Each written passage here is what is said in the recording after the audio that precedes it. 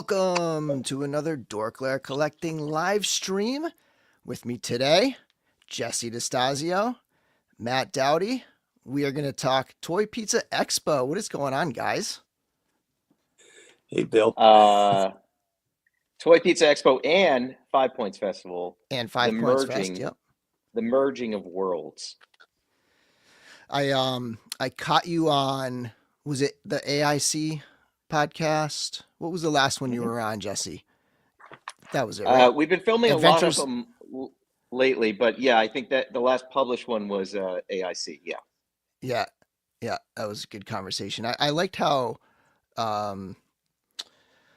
is it Josh, right? Josh and Miranda. Yeah, I like how Josh was saying how you got him in that mindset of kind of like shifting gears in terms of the way that that con goes. That was kind of an interesting part of that conversation. Yeah, my basic question to him was, I was like, "Why are you still in Brooklyn?" And he said, "Because it's cool. There's a perception of cool that New York City has." Right. And I said, "What is that worth now, today?" What is the price to be cool? Considering Josh and Miranda live in Beacon, right? So the tremendous workload and traveling they have to do to put that show on in the city, not to mention the expense, it just seemed I don't know, overwhelming, like right. a very heavy weight. And I wasn't, we were just kind of shooting the shit and having burgers. I wasn't trying to sway him in any course of action or like redirect his life, but I think it did sink in with him.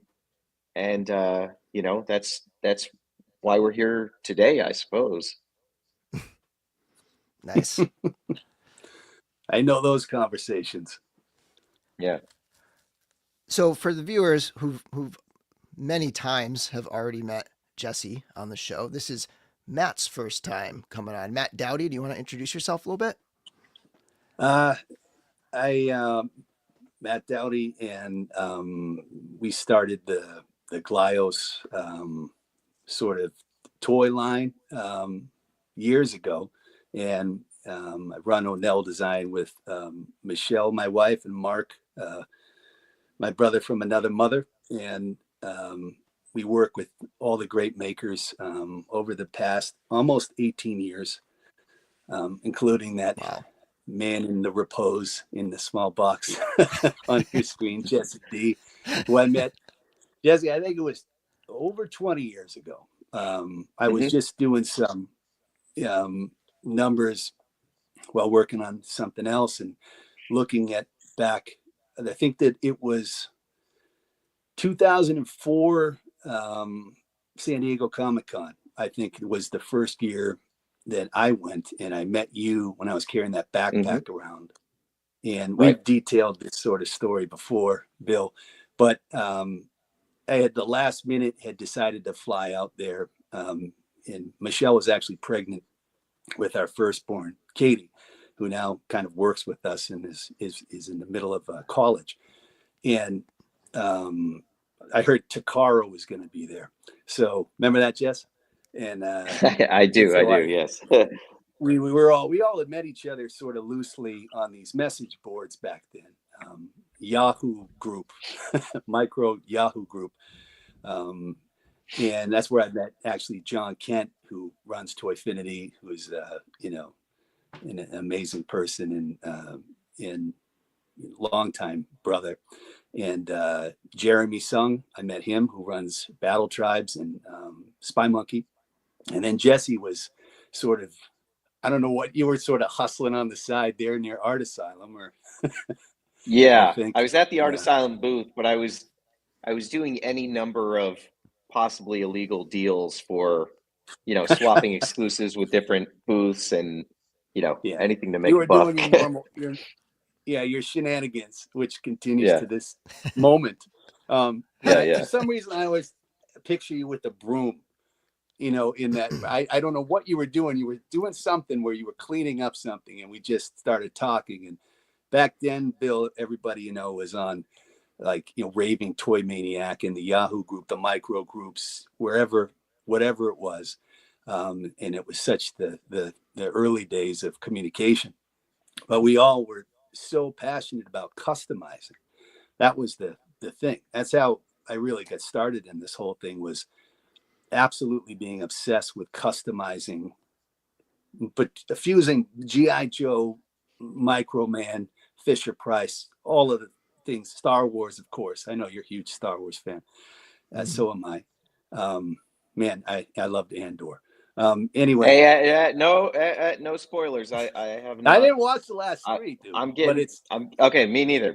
Okay. It's yeah. I mean, I love all Star Wars. I know it's the shit take, but I just love seeing Star Wars. I'm just glad it still exists. Yeah, anyway, yeah, you know, it's but we met and it was sort of a fateful meeting, because I'd gone the last minute. I remember Michelle was, you know, this was in July and Katie was due in October.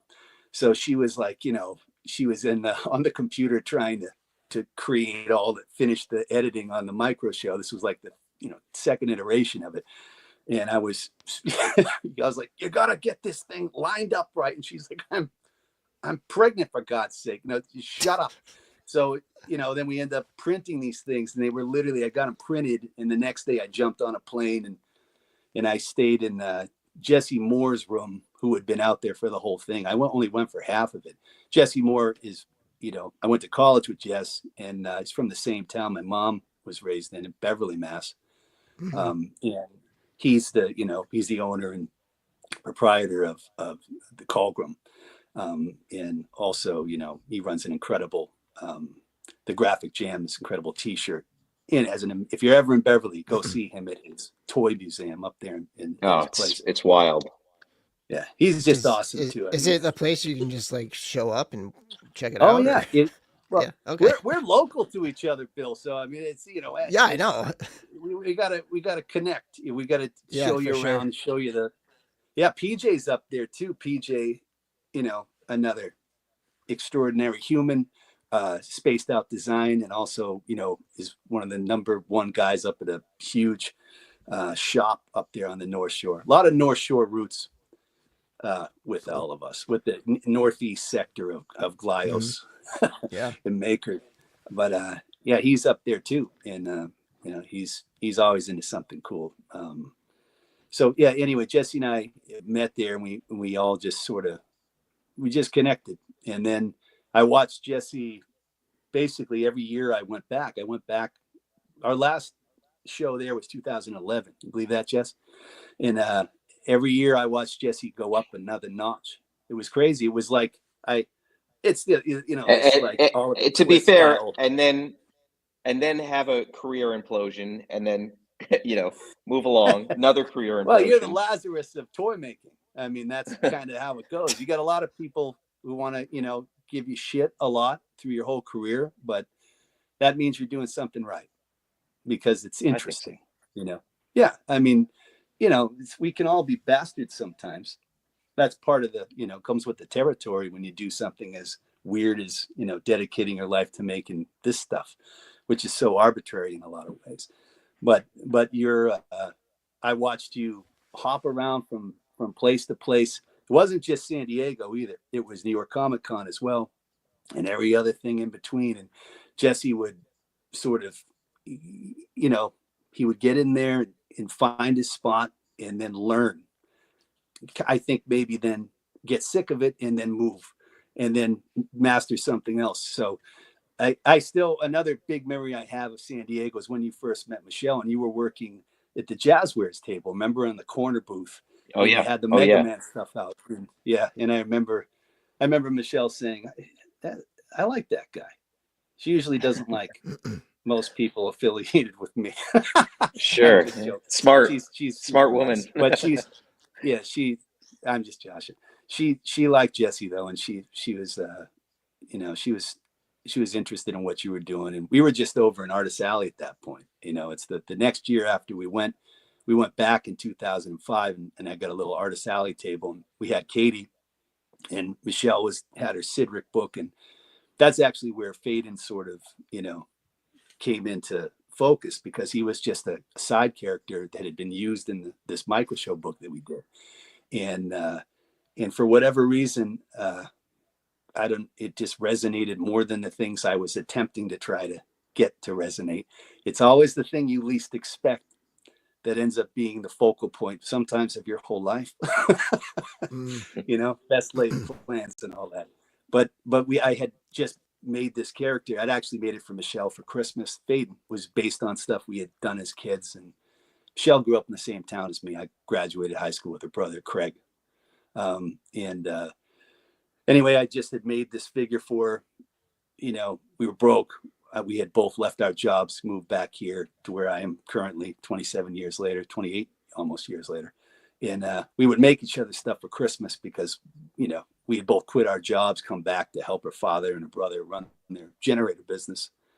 It was near Y2K when that happened. And remember Y2K when everybody thought, can you imagine running a home standby generator business during Y2K?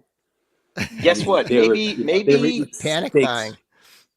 Maybe Y2K actually did happen.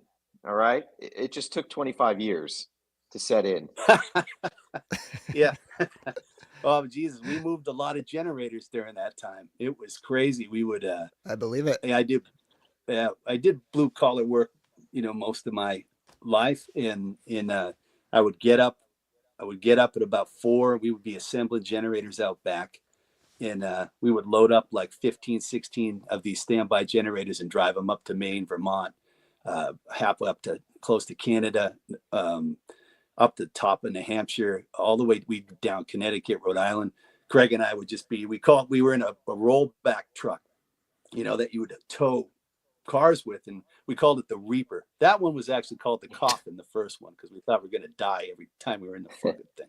But we would drive to these places, and the two of us were steel toe boots, all covered in, New England, outdoor armor. And just, we'd throw these generators off the thing. Here's a generator, Tim, give it to him. And then we'd jump in and speed to the other place, and we'd stop and eat a sub at a gas station. And I mean, we were both like, brick-handed, knuckle dragging fools, and all we would do. Craig is a very, cerebral person, went to Villanova, very intelligent guy, and we both love trivia. So we would if you saw us in the truck, you'd be like, those guys must be talking about, like sports or some shit or, whatever. And we'd sit there trying to like stump each other on movie trivia. And sometimes for like 8 or 9 hours we'd be in this truck, and one of us would stump the other guy, be screaming because we want, to know the answer. Anyway, we did all this stuff before like any of this. Not like this is anything special, but before I got to go into full-time doing independent toy making. But when I'd come home, I would go right out to the far back building. I'm in our middle building now, property of their family for years, 5 generations, our kid here, right? Our kids are the 5th. But I would go back out, I'd get out of the truck, I'd say hi to Michelle, and then when she'd go to sleep, I'd go out back and I'd work on stuff.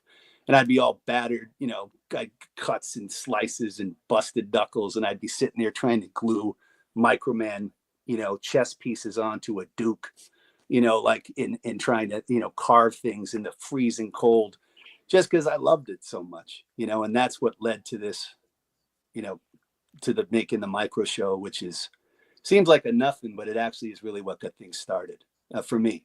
Because I got inspired by these Japanese magazines, that were all custom stuff. So anyway, all that led me to meeting Jess and meeting Jeremy and a lot of other great guys out there. And then it just sort of slowly spitballed ever since, just very, just one little thing to the next little thing. And I think the New England roots always kept that's very grounded anyways. I know that is, just lucky to be walking around, not so much just making things you want to throw in your pocket, and so I got learned hard when I was young and then working here. So I appreciate not having to be in a truck in the freezing cold at 5 a.m. somewhere near Nova Scotia with, 13 generators and everybody pissed. I love being able to talk to you guys or talk to people, do any of this. It still feels surreal, does. Because it's, even though it's been 18 years of doing it, what's 18 years as you get older, right? It's so fast. It Like does go by lightning. fast. Yeah, especially when you have kids. Forget it. It's like or animals or whatever you love. It's like a laser, so fast. So I like the little moments. That's one thing I like to. I call it Michelle. I tell Michelle it's stretching time. I try to just slow the time down. Even if you're taking a walk, slow the time down. Like it's almost like you see the molecules. You slow it down and you stretch it. So it's 10 minutes at a time sort of thing, especially in the environment. Yeah. Yeah, I was just going to say, especially now with everything pulling our attention one way or another digitally. And, it's just like, you got to take those moments. Yeah. You know what would be a good moment? What if there was a 2-day festival? Is this a segue? Maybe. Where everybody the best segue there ever was. Could have a moment, have a couple moments, drink a beer, sit out by a bonfire. I'm talking the Woodstock of Toys. That's right, 5 Points Festival, Toy Pizza Expo, combining. Yeah. June 7th and 8th. What a master. What a master. But, we are here to unveil some important news also relating to the fest that just came in over the wire.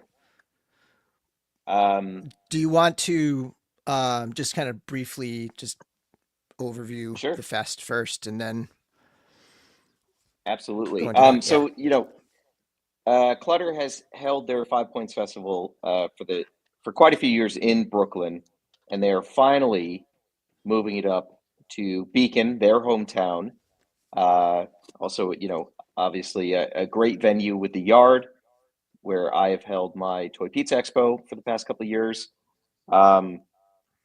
We are combining forces. We are making this an incredibly large show. It's really more of a town-wide takeover. As you can see on this flyer here, we're also taking over the Beacon, which is the refurbished movie theater that's in town. And they're going to be showing old Godzilla movies, as well as my pick, which is Dune by David Lynch. And these will be showing, I believe, Friday to Tuesday. So if you don't want to leave the show in the main hub, you should still be able to catch a screening of these, at any point. And so, we are embarking on this sort of wonderful idea of just creating the best day of somebody's life. It's not going to be the best day of my life because I'm going to be working too much. But for everybody else, it's going to be a hell of a weekend. You're going to love it. Who are you kidding? You're going to love it. Yes. Yeah.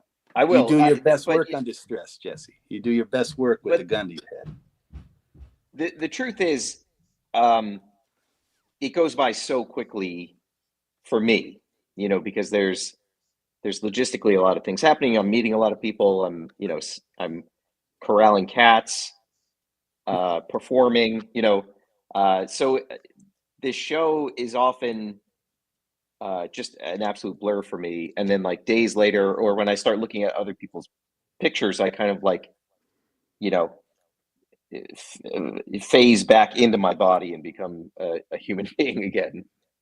But yeah, I think I'm beyond excited for this year. I think in many ways I've been able to kind of perfect different aspects of the show this year with the expansion, with the help of Josh Miranda, and I'm super excited. And it's going to be here in the blink of an eye.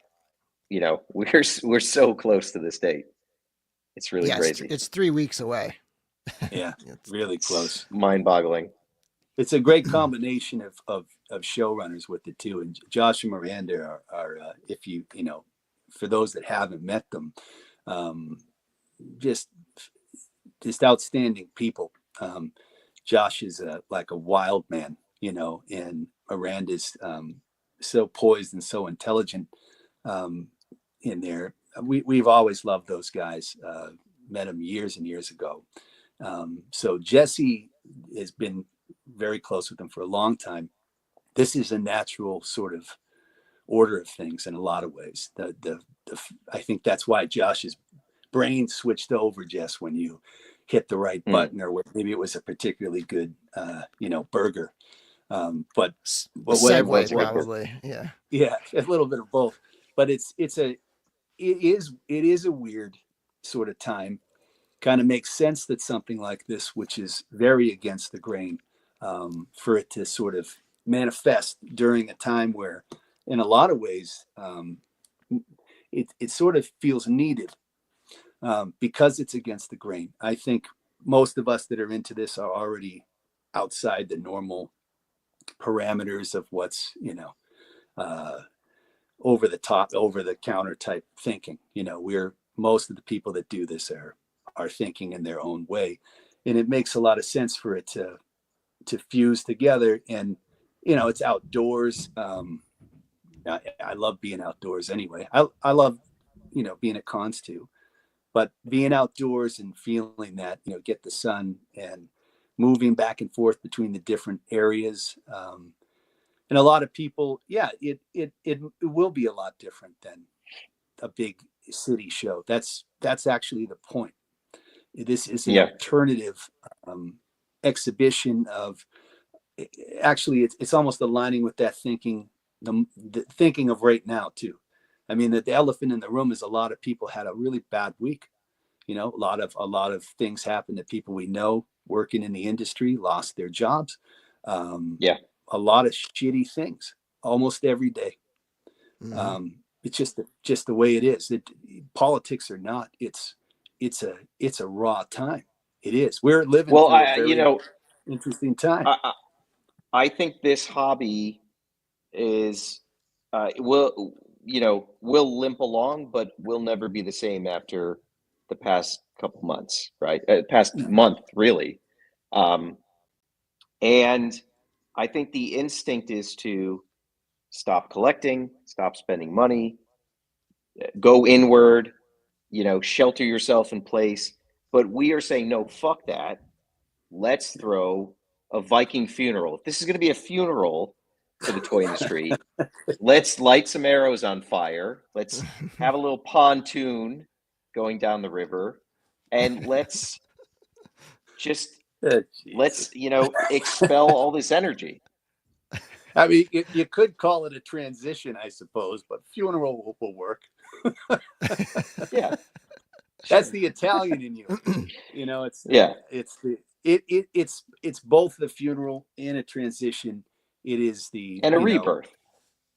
Yeah, my light just died.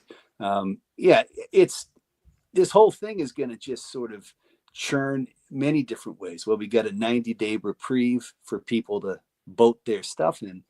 A lot of people, are going to, I mean, already all the dogs are racing. I mean, everybody's been waiting for that announcement. And I'll try not to lean too into that, but it does factor, all of these prices are going to change. We've been internally here talking about this since the first time, that fellow was in office, and it's just something you always have to be ready for. I joke about this with Jesse often. We sort of made an apocalyptic line from the beginning, because the first things that we had done was put it in packages, ship it on the ocean via ocean freight, have big pallets of stuff. And we simply couldn't maintain that in the early days. So we cut everything down to the bone years ago. And in a lot of ways that probably closed a lot of doors, but it also made it so that we were not carrying a lot of weight. We were sort of living in the gutter. For the past 5 years, you and I have been saying, okay, this is our last order ever. What does that need to contain? What are the key characters we have to make? Let's just assume It all stops Yeah. tomorrow. And, you know, what's that one last sculpt you want to get to? And Yeah. you What's the know, last you and thing? I think the other makers too, we've all been sort of playing it that way. Without And question. now maybe Without it has question. come true. I don't know. Well, what we would say is you're getting close to the mountain. You know, it's like Lord of the Rings style. You know, like you see the mountain has been in view for a while, and now you're there. So one of the things that is like just to spin off of what Jesse's saying is, whenever I talk to any maker, every maker that we work together with, I know very well, and I really care about as a person. We don't just make, hey, you want to make gloss, make gloss. We've got to get to know the person, got to understand the person.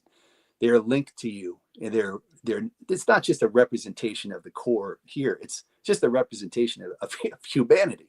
You don't want a person that has major, twists and turns that are going to come. You got to sort of get to know somebody if you're going to work with them. And it's not like, people are bathing in money here. It's, you do it because you have to have a passion. And so one of the things we always say is make every order as if it was your last order. Everyone, take it as far as you can, push as hard as you can, do the things you really want to do. Yes, you do have to do something, like you maybe make a build station, or maybe make something that's a little lower paint, but those have value as well. And what Jesse's saying is absolutely true.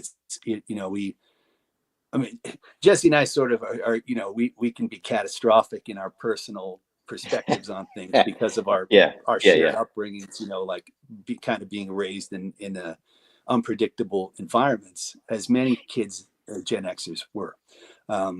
So you sort of, in a lot of ways, I joke with Michelle about this, that I feel like Gen Xers were sort of bred to be prepared for the apocalypse, like whatever form that takes, whether it was the pandemic, whether it was nuclear war, whether it's now the closing of all borders, whatever it is.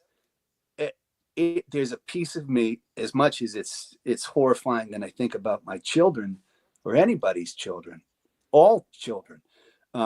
But I also feel like, well, I expect this. I've been expecting this the whole time. I don't know if it's manifest destiny, like Jesse says, but you just naturally feel like, oh, okay, well, there's a fucking piano's going to fall on my head at some point. And it's not being negative. It's just sort of it's a result of how you've navigated the world in all the minefield set up even for our parents and our grandparents. It's a different minefield. It's different ordinance. So you're still got to go through the minefield. Our kids have to go through their kids have to go through the minefield. Different engineers of the minefield. So you have to navigate it in a different way. So a lot of Gen X guys, girls maybe want to, give some shit to the boomers because of the way that the boomers were. A lot of people forget that the boomers really had it hard with the great generation. Their parents, our grandparents, are nice as hell to us. Maybe not so nice to our parents, a lot of people. And you don't realize that till usually after that grandparent has left the earth. Then you start to see, and then you see how it comes down the pathway. And it's just it's an interesting thing, but we factor all the stuff into, how we make stuff as well. Like, I remember when I talked to PJ about, when he started making figures, and he wanted to, like, he was really hell-bent on making tinted PVC, sprayed PVC overseas. And we had tried it here and there, and the Horsemen had pulled off something somewhat like that, but nothing like what PJ wanted to do, like a rainbow sort of fade on this whole figure. And I just said, like, we can't do it, and he's a really smart person. He's like, well, what if I did this and this, and what if we push this? And I'm like, all right, yeah, okay, let's try it. And he was the first person to really crack that code. And it's because he persevered. Now, PJ had been on his own since he was, 15 years old. It's just, it's what I'm saying. It's like something that it's in you, you push it, you work. It becomes inherent in everything you do. Like you make a sandwich the same way you sculpt a figure. You do it with care. unless you're, it's 2 a.m, you just want something to eat. But it's that kind of thing, so it's, you do one thing one way, kind of, if you do everything that way, that's kind of how I think a lot of the makers that we work with kind of do that. And it's, that's why, especially during this time where, again, borders are closing, tariffs are high, they're going to directly affect the pricing of everything. I mean, Jesse and I and John and Marcus and PJ, we've all, and Paul, my partner for 18 straight years, same factory, Glyos, for all primary Glyos. And we've all been thinking about, how do we deal with this? Like this one concept we had was, we would just make one figure that was very low cost to make, just paint the eyes and put a tampo on it and call it Tariff Pheyden. And that one would cost like $3 to make, and you charge 16. And if you sold enough of them, you could keep all the rest of the prices the same across the rest of the line. And just be very transparent about it, So we came this close to making it, and then so, well, is it, people going to be pissed because it's like, here's this build station figure essentially, but you got to pay. And if are you willing to pay, what would be, the profit margin for us would be like $12, $13, and I can apply that directly to a tariff. But it's this kind of thinking. We're always trying to think of these different things. It's kind of brilliant. A different way to do it. When you say build station, do you mean like a figure that you made specifically that you expect to go into the build pile or something? Or right. I forget sometimes because we're old, obviously gray, half bald idiots over here. Well, I am. How dare you? Mark's handsome. Yeah, you both still look good. The years have worn on me like a fucking chalkboard. But it's but we did something called the build station. So way back, 2013, around there, in around that area, we wanted to, like, once we started getting more molds going, particularly the build man glide, those things, we thought, well, it would be cool if we ran it all with very basic paint, just eyes, and we called it build station. So it was like a low impact, easy to buy, cheap. I love cheap things. I wish I could give this shit away for real. That's why we give away stuff in all the orders. I would prefer it that way, but obviously we got to pay for shit. But the build station was as close as we got to it, because it was very low return, and we keep the price low, we pay low at the factory, we run a lot. Those old runs were high runs, and people seem to enjoy them because they could buy a build man, you could buy 10 build men, low price, and build what they wanted and paint what they wanted. Back then it was actually quite similar to the absolutely mind-blowing custom underground, and now more in the sort of have their own room, the Horsemen have, with all the incredible mythic and cosmic side creators and guys who print, guys who paint. Just probably the most powerful creative group that's come any of these hobbies is what, and it makes sense that it would come after the Horsemen, who are not an argument to me. They are the most successful, and not just because they do well with sales, but because they're incredible people. They have built this whole sort of enterprise that goes beyond the borders of what they, the sanctioned things. They allow people to flex their creativity. And we sort of had a miniature version of that long ago. When we would do New York Comic Con, we would have a dozen people and all the makers, and all hand cast resin before the times of printing and ZBrush. It was sort of a mini version of that. And so we always sort of had an echo thing going on with the Horsemen in that way. But it's like the stuff I see when I look at your stuff, Bill, like when you started building with glass, like you instantly sort of got it. You just got it. You're like, oh, I'm mix this with that, and in a great photo, and something so satisfying about that sort of pathway to creativity, where it's, I like to think of it as low impact creative exercise. You're not there's a certain like like if you can have something like Legions, like Glyos, that the entry point to doing something custom is a matter of just popping a joint out and putting it back in. Like that's the entry. That's It awesome. just it creates this pathway of potential at any point between popping and swapping through a full blown, fully painted, maybe even carving and gluing custom. Yeah. Like there's a Oh, you can be anywhere along that path. You know what I mean? It's oh it's yeah. You the beauty develop your of the own system. voice in the choir. Yeah, Yeah. yeah. Those Conans that you put together are awesome. Like it's that you literally just keep exploring. It's whatever keeps you interested. It has to be something that becomes a piece of you. That's like I always. This sounds, it's like a little bit sounds sort of corny, but we don't just make paintings; we make paintbrushes. You know what I mean? The toys are not just Yeah. solely designed to just be a vessel for one person's creativity. That's it begins that's where the gate opens. But the real thing, the whole purpose of all these pop and swap and fit function things is sharing something. It very fundamental. It's like letting someone play with your stormtrooper when you were a kid. It's maybe didn't really want to do it, but if you did it, you might have a friend. And that's that friendship, those alliances, those communications, those texts, those emails, those meetups. That if it comes from plastic, that's fine. I mean, it's got to come from something. And even though it can be looked at as just a commercial venture, it isn't. Nobody's making the kind of money that would ever merit this something that you would dedicate without actually giving a shit. You're not rolling in dough. No toy person I know is and ever has been ever. Yeah, even if you're the person you think is the most successful. Oh, Oh, did we lose him? did we? We might have lost Matt here. He's frozen up. Just as he started to cook.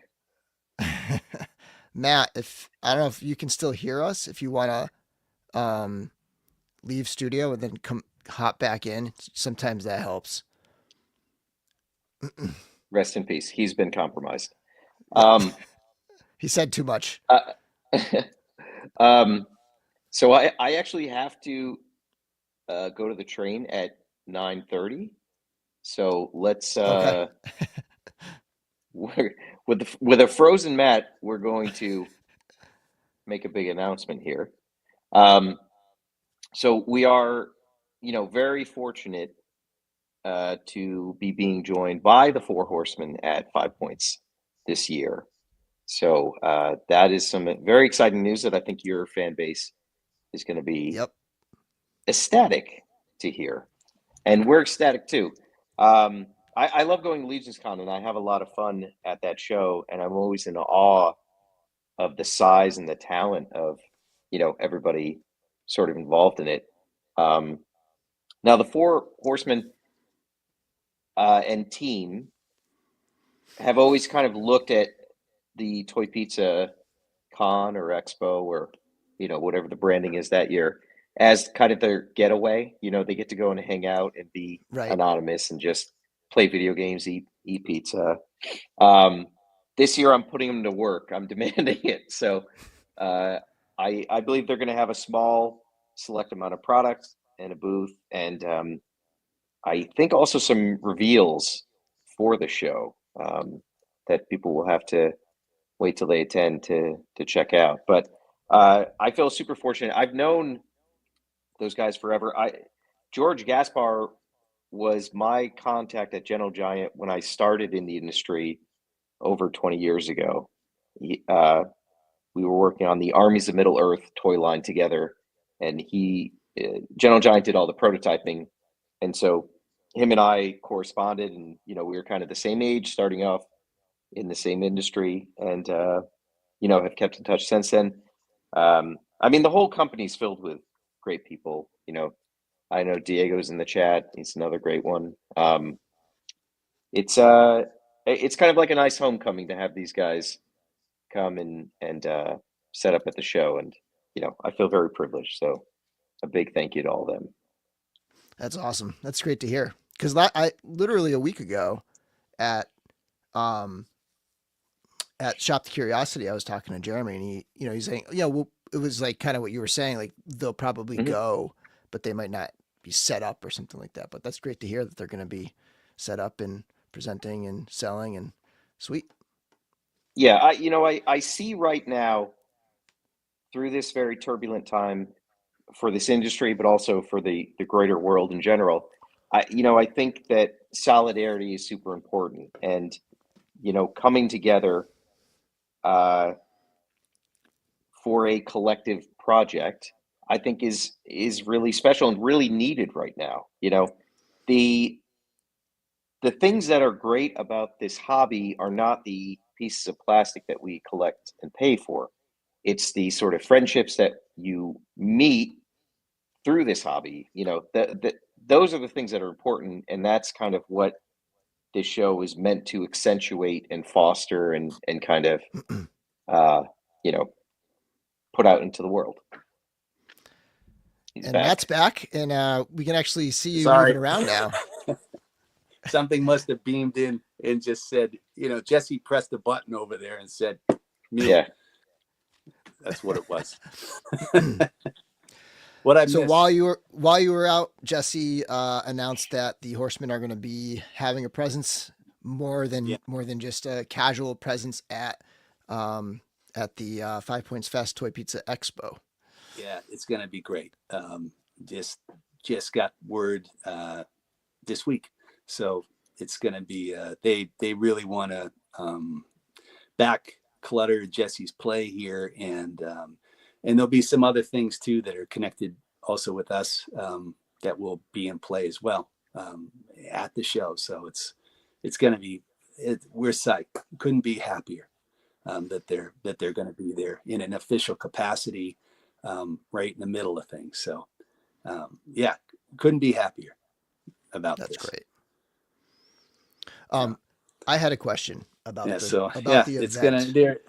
You go ahead. I was going to say, this is just a random question that coming off of what Jesse was saying earlier. So what the show starts at 11, is that right? Sure. 11 a.m. Sounds about right. Like that feels a little late to me. Like, is it okay to show up a little bit early? I mean, I don't know when the snipers take their position. If you want to risk it, if you're feeling froggy, jump. I think that there's so much to see and do in Beacon that you're going to want to be up and down Main Street leading up to 11 anyway. Okay. All right, cool. I don't know that there is going to be any strategic benefit to showing up at 10 a.m. assuming you're not a vendor or something like that. There's also a food crawl going on in Beacon where like you can pay a set amount and you get to go eat at all these crazy restaurants. Obviously we have the movie screening on Sunday. The Beacon flea market is happening. So it's like there's so much out there that you're going to be hard pressed to get to the show at 11 a.m.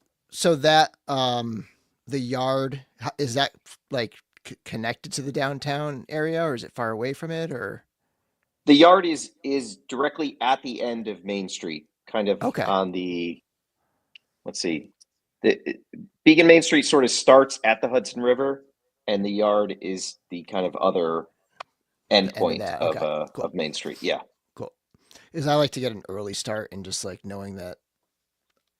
I wouldn't just be. I mean, the real answer is, waiting. Bill, yes, you can get in early. I just don't want to say that publicly because then everybody's going to show up and want that. And like I said, snipers. Oh, well, we got Blake with the super chat. Good evening, Bill, Matt, and Jesse. One of my best moments at Legions Con 2024 was meeting Matt. Thank you, Matt, for being an amazing human. That's Blake. Blake, how you doing, buddy? Blake's an awesome dude. He can't answer you. That's a living modern day cowboy hero right there, Blake. Yep. Amazing guy. He's great. Yeah. MTG you'll love Vegans. Beacon, you'll love Beacon. I'm excited. I wish I could come I have to come that morning and leave that afternoon. So I wish I could stay longer. But yeah, the timing's yeah. a little tough, I guess, for a number of people. Marcus can't come either. This be like the first show that Mark's not at. That's, it's, Yeah, he usually plays drums for us, so yeah, it's a yeah, big yeah. loss. Mark's, Mark's the best. So it's gonna be. I'll miss hanging out with him. It's still gonna be great folks down there. I'm driving down with Simon and Cappy. Will be in town, so he's gonna be driving down with us. I hate driving, but luckily my friends don't. Or they're nice. So we'll be driving down on Saturday morning, and then we'll stay overnight and be there all day Sunday too. And a good car ride with your brothers is always fun too. That's how can you go wrong? You shoot the shit about everything, eat crappy food, and you gas each other to death. So it's gonna be good. It's also worth noting. So there's a lot of different sections to the show. But there will be the sort of main 5 Points area where the majority of the vendors are, and that is in the yard proper. And then over to the left, in this very nondescript blue building, is where the toy pizza experience will be. And I'll be set up there. It'll be myself and my patrons, and it is a free area. So people can come, and they don't necessarily have to have a ticket. They should get a ticket. It's going to be great to see the entire scope of things. But you can come hang out in the free area. And this takes place in the community kitchen. So the yard has a project called Beacon's Backyard. And they are single-handedly... Who is clicking something? Is that you, Matt? Are you clicking something? No, I'm not clicking. That's you. That's the Not powers me. that be telling you to be careful. I think our the line is definitely tapped. I will say that much. Not just the line. Just like when the Black Panthers started giving out free breakfasts, the FBI had to jump out of pocket. Yes, my section takes place in the community kitchen, where we are serving free meals on not during the weekend. You guys don't qualify. Sorry, it's means tested. But there will be lots of fundraising opportunities for that community kitchen. So, this isn't just a show where you get to hang out and buy toys and stuff like that. There is a very real, quantifiable good that we are doing into the community, by partnering with the yard and helping to kind of fundraise for them. So I'm excited about that. That's awesome. We got Christopher with the $5 super chat. Great to hear an old-fashioned Doughty yarn on the web. I'll have some new plushy creations with me along with my kiddo. Keep up the great work, guys. It's awesome. Yeah, we're excited to come down. It's any opportunity we ever get to rub elbows with everybody and this is a particularly interesting one on a personal note to see what this is. Even though I know Jesse's been working on this with Josh and Miranda for a lot longer than I think it's even being publicized, but if you've been in this hobby for a long time and you've been into sort of the vinyl scene, and American or Japanese or both, or in the indie scene, this is a real meeting of the minds in a lot of ways. And it makes perfect sense that Jesse's in a sort of birdhouse over to the side, watching this, whatever this sprawl is going to be, because he'll be moving like lightning, like he always does. I think we'll see each other at your house, but we barely see. Yeah, possibly. Yeah, it's true. It's because that's that work ethic I talk about too. Like Jesse works like crazy. I mean, like crazy, unbelievable work ethic, and it's a strange son of a gun, no question. Not for every person's taste, and that's good, but an inarguable work ethic. I mean, crazy amounts of time spent. You wouldn't believe some of these like insane maps of waves that he sent. He'll just send a package up and enfolded inside of it is a I wish I had one handy, but it looks like something out of Always Sunny in Philadelphia, where Charlie just decides he's gonna, figure out some giant mystery, and there is so much going on. It's truly objectively fascinating, because I've worked with so many creatives, and he is one of a kind for sure, and it's awesome. When you see it, I mean, I can't believe you send these things up to you, just let him go. He's not precious about art. That's probably one of the a great lesson to learn. And if you are following what Jesse's doing, you can't be that precious about it. It's natural to be precious about things that we sort of like or covet, or we imbue with something, right? We're just imbuing things all the time, people. It's funny if you think about it. You imbue a rock, your favorite Boba Fett, like Dan Larson with all his Boba Fetts. Each one matters. He numbers them. Like Jesse Moore with his Eternal collection. I mean, that shit's like Mel Burnkrant level at this point. Everything's imbued with something. I think about this sometimes when I'm in here. I mean, there's thousands of toys in here, and at some point, every one of those 1,000 toys were the apple of my eye at that point. Now, if I look to my left, I see, something Guyver Johnson up a Brainiac with a missing arm. Every superpowers Brainiac is missing the left goddamn arm. A Mantis, Robotech figures, just tons of shit everywhere. At some point, every single thing all around here was the main thing I was hunting on eBay, at flea markets, from whatever it, and then it finds its place and it kind of moves into the family portrait. And all of us do this, it's not that they don't matter anymore. It's like reading comics when you're a kid. It's this cycle of sort of information. You cycle through the information, and it changes you. Every little bit changes you. When I walk through the Horsemen sort of situation with all these incredible artists, I mean, unreal. I don't think the guys that are out there, listening to this and who are customizing are part of that community.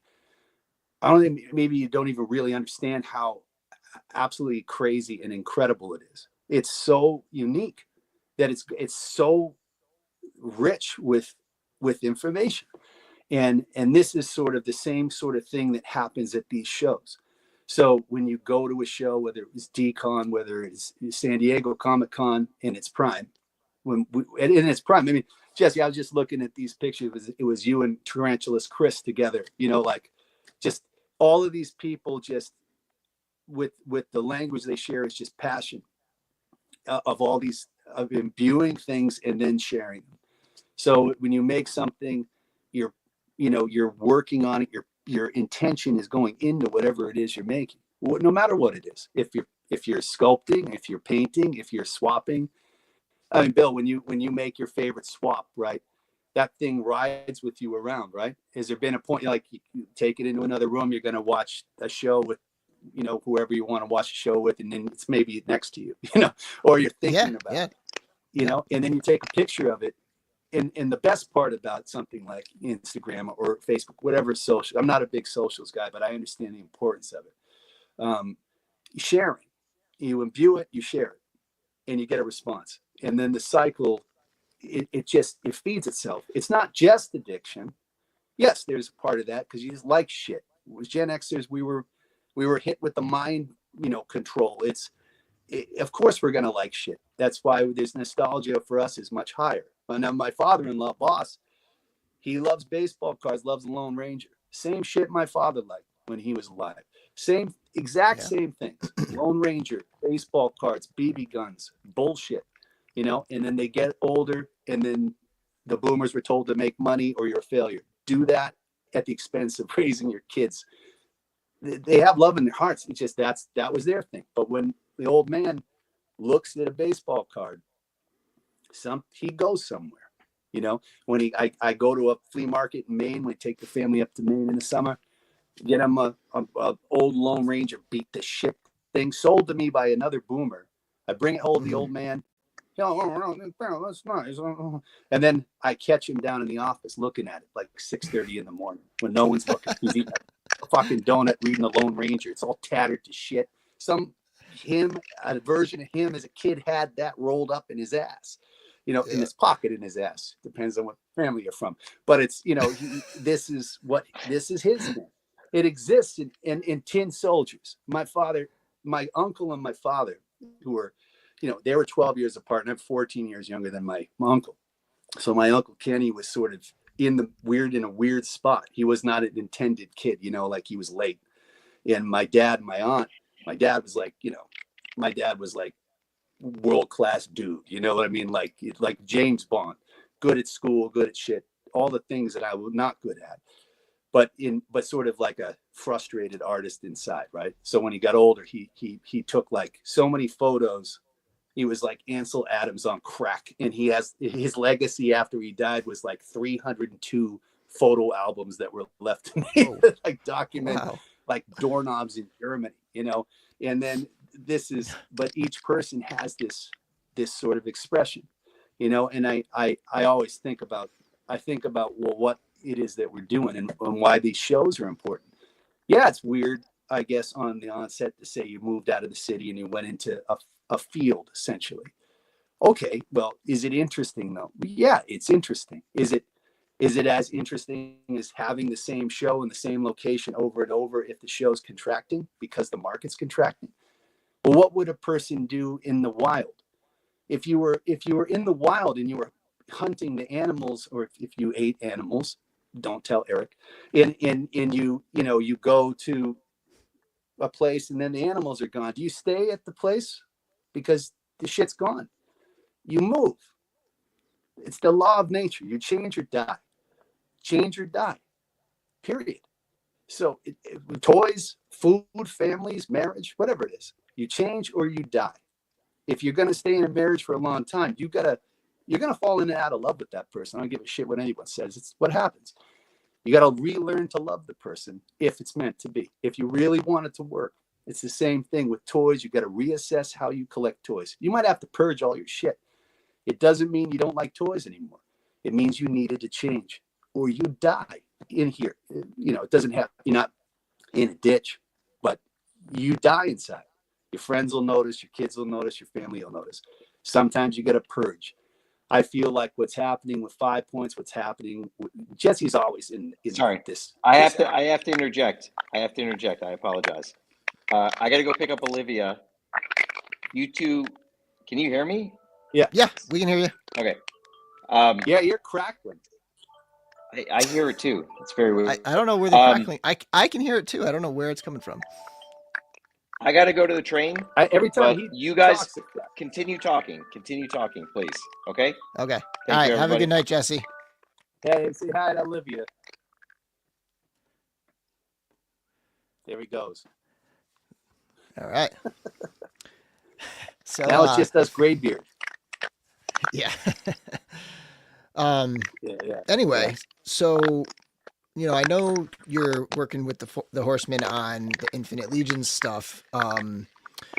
Obviously, nothing's been announced yet, but anything that you want to share in terms of just that experience and that project and that collaboration? Oh yeah, absolutely. It's been just a blast. I mean, you can't say enough good things about them. Not just because we're working on shit. I mean, we've been friends for a long time. Yeah, a real long time. And we've worked together in different capacities in production when we did OSM and when Power Lords. They're as everybody. You have a lot of folks that watch your streams that are primarily Horsemen fans, and they're the best. You know, they are. It's not just the talent. The talent is world class, all of them. I mean, but it's the people. You can share food, you can talk shit. Like I like to talk to people, you know, like you. Yeah. You know, that's why you're rolling around in the flesh popsicle. You know what I mean? Just a pile of nerve endings and thoughts. You know, driving a meat suit, hanging out, talking about philosophical abstracts. Every opinion we have is an abstract. For God's sake, it's just an arbitrary thing in a lot of ways. But you share, you connect. So they're like that. you know, I remember talking to CB on the phone when we first started talking, and we would have these long, hour-long conversations into the night. Everybody's a night owl, right? In this field. And we would, you know, then we would eat, we would have food. San Diego is really where we really started to connect with the Horsemen. The early San Diego cons we did. And we always thought about working together. And then when we did the OSM, that we all loved that line. You know, it wasn't properly finished. You know, I don't know if you collected it or you were aware of it. No, I was aware of it, but I didn't collect it. No. But it's it was a really cool line that Mel Byrne created. Oh, Matt's cutting out here. I don't know if you can still hear me, Matt, but you're cutting out again. Your screen's actually black right now. But let me check the chat here. Trevor's in the chat. What's up, Trevor? So Matt, again, if you can hear me, do the like leave studio and come back in thing again. Try that. Let's see here. Nicholas Fung. 5 Points Fest should have a VIP ticket that gives you exclusive one-to-one conversation with Matt. All right, looks like Matt's going to be back in here. There we go. I don't know what the beams from above are just keep, you know, trying to shut us up on me anyways. It got something. I honestly think like it's just like this time of day, the internet is just everybody's streaming now. Like instead of just watching TV, everybody's streaming, and it's just shit this time of day because of that. Yeah, it is. But we did. I did just bring up this comment from Nicholas. 5 Points Fest should have a VIP ticket that gives you exclusive one-to-one convo with Matt. It sell like hotcakes. You can tell that to my wife. she's the saint of all saints, for God's sake. Yeah, honestly, I love talking to people. It's why we're running around this mud ball. We're all so similar, way more than we ever would think. Even somebody who's, you know, doesn't feel like they connect or belong to anything, you have more in common with that person you would ever imagine. The commonality is pain. Pain illustrates your navigational network. So if you can work it out, again, you know, that's what the toys are for a lot of us. It's a way to sort of to sort of streamline those feelings, and again, the connectivity of I'm pushing more into the Horsemen's realm of it. Glyos still is a strong, fine community. It's a little more scattered since we sort of lost October Toys. Was a real like that message board was sort of the peak of communication there, but people still communicate in their own ways. I never really like to be a center point of a place where that I like communication to happen naturally. You know what I mean? I'm in a lot of ways, I'm sort of not designed to be in a position where you're trying to connect those elements. I like things to happen naturally. And there's other folks like Jesse's very good at pulling those things together. He likes that position. I prefer to sort of, I like one-to-one. I like talking to people. I'm not big on those other elements. You know, it's my shortcoming, but I do like to bring makers together and people. I love to introduce people to each other. I love that. And that's, again, like the Horsemen's whole thing is they push through like another area. I watch them go through different iterations of success. And when you have that kind of mind trust that they push through so much. They've gone through so much adversity. I don't think a lot of people realize how much the Horsemen faced, all of them, personally and professionally, and to be where they are now after Bayethir. I mean, we can't. That is, toy history was made, right? It wasn't it in a time where it shouldn't have.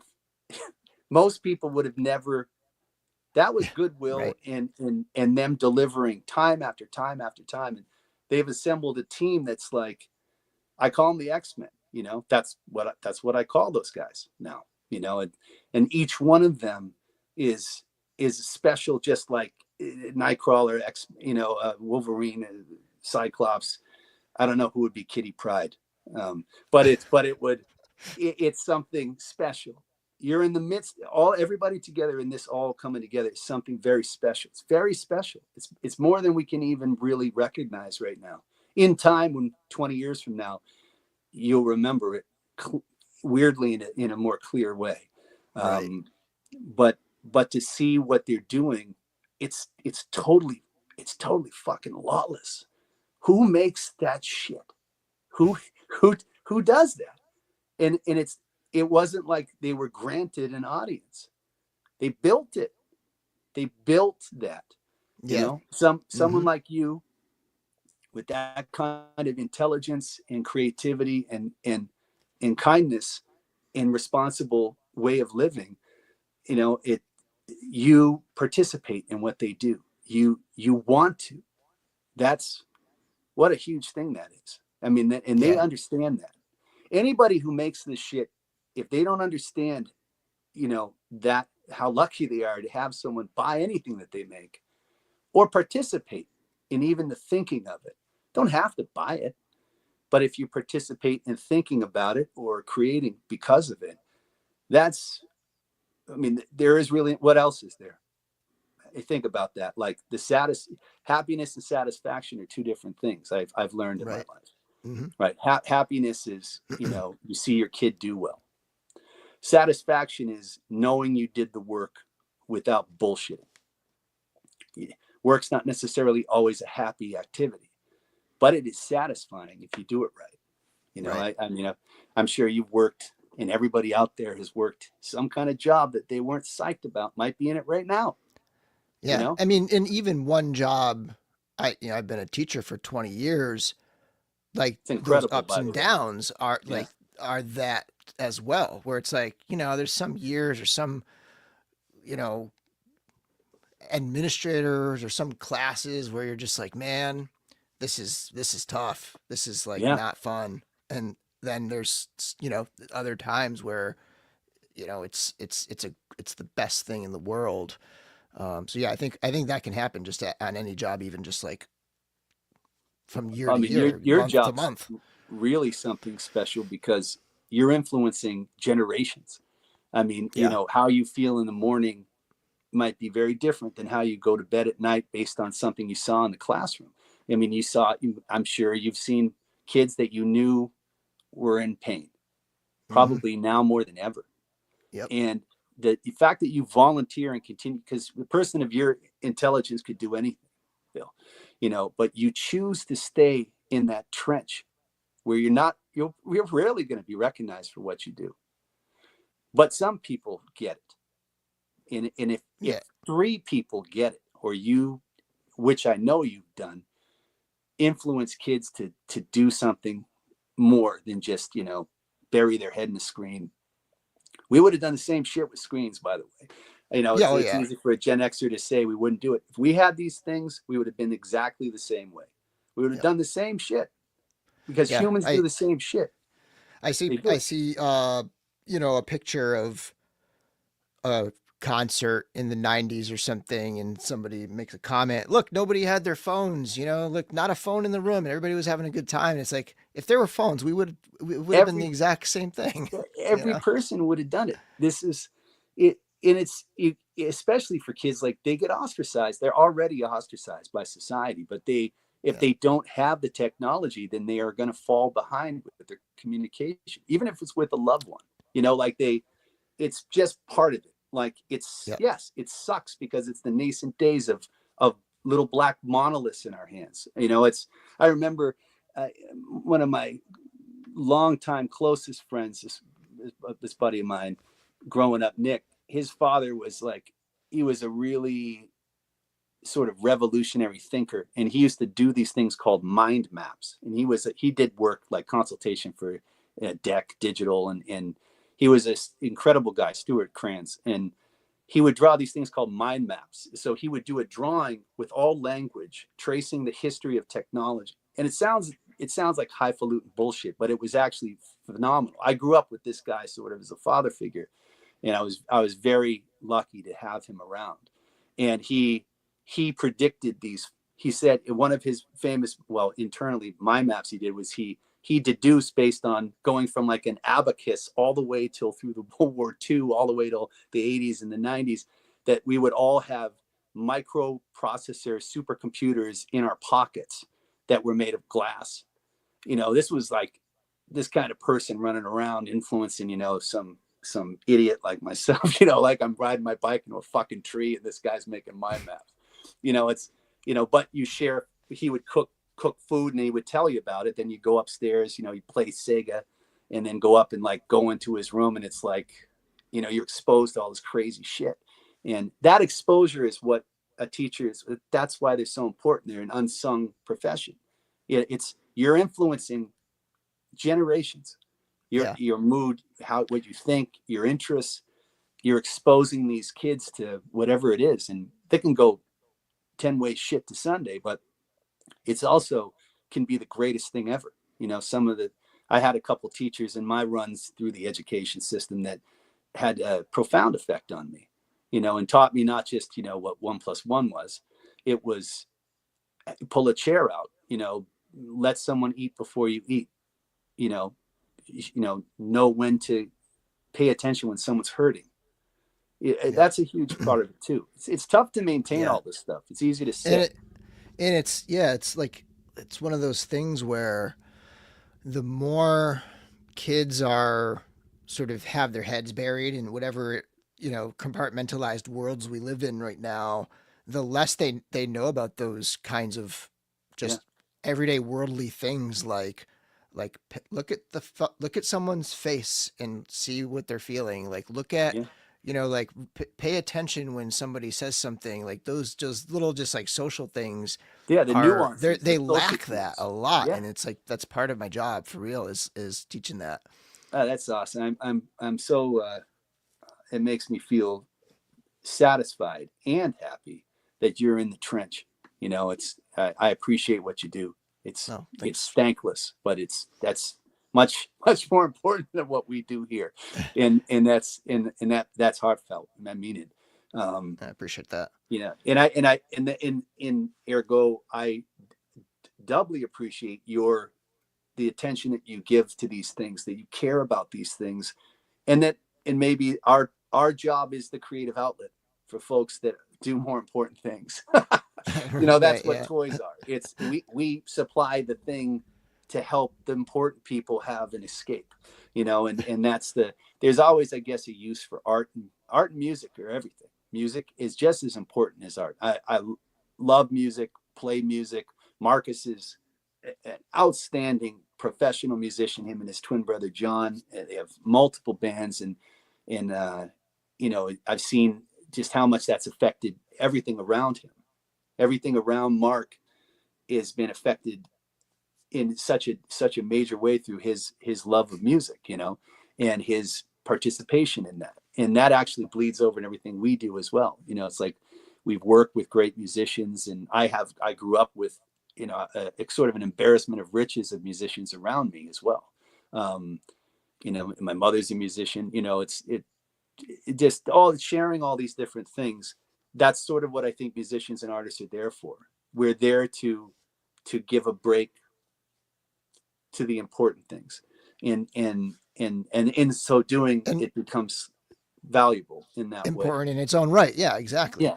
I wanted to pull up Reynolds Cruz. Matt, love hearing how passionate you are about this hobby. Had a blast chatting with you at Legion's Con. I owe Reynolds a call. He's a great talent. Oh, look at that. Yeah, he's a person that I got to talk to at Legions, and you can see it right in his eyes, you know, that this is a person that's seen some shit, that's smart, that uses art as that communication device. You know, it's, you know, yeah, that's a good follow-up. You're great, Reynolds. I love Reynolds. Awesome, dude. Yeah, it's this is sort of, I mean, leaning back into the Horsemen, I suppose, is good segue. Is they always sort of serve that purpose. I collected their stuff. I was going back and forth we've been going back and forth an extra amount because we've been working on this, the Infinite Legions project. So we are the canary in the coal mine for this project, and I love it. But we're sort of figuring things out as it goes. So a lot of the things we're figuring out will be applied to when they work with another artist. Right. And I love to be in that position. I feel like it's easy because we know each other. So we can be very forthright about whatever it is. And we have worked together in a professional capacity as well for years. So this has been more fun than anything. And with the addition to their team over these last years, Jeremy is, he's a great compass for them, and he's a gifted lefty, just interesting person. And I'm getting to know him more and more as time goes on, and dedicated family man, the right fit, the right person at the right time for them. And that Diego, I've gotten to know over these last years, and I mean, and the whole family just loves him. We all love his sense of humor, and the fact that they're all together down there. Joe, everybody, Greg, everybody, just what a team, what an insane team they are.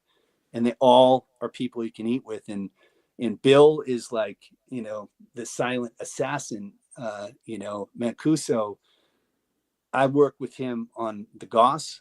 I do a lot of work on projects that necessarily aren't going to get seen, and that's fine. I love just doing it, but I did a lot of reworks on that and work like crazy with Bill on that, and that bled over into some other aspects of the crossover project.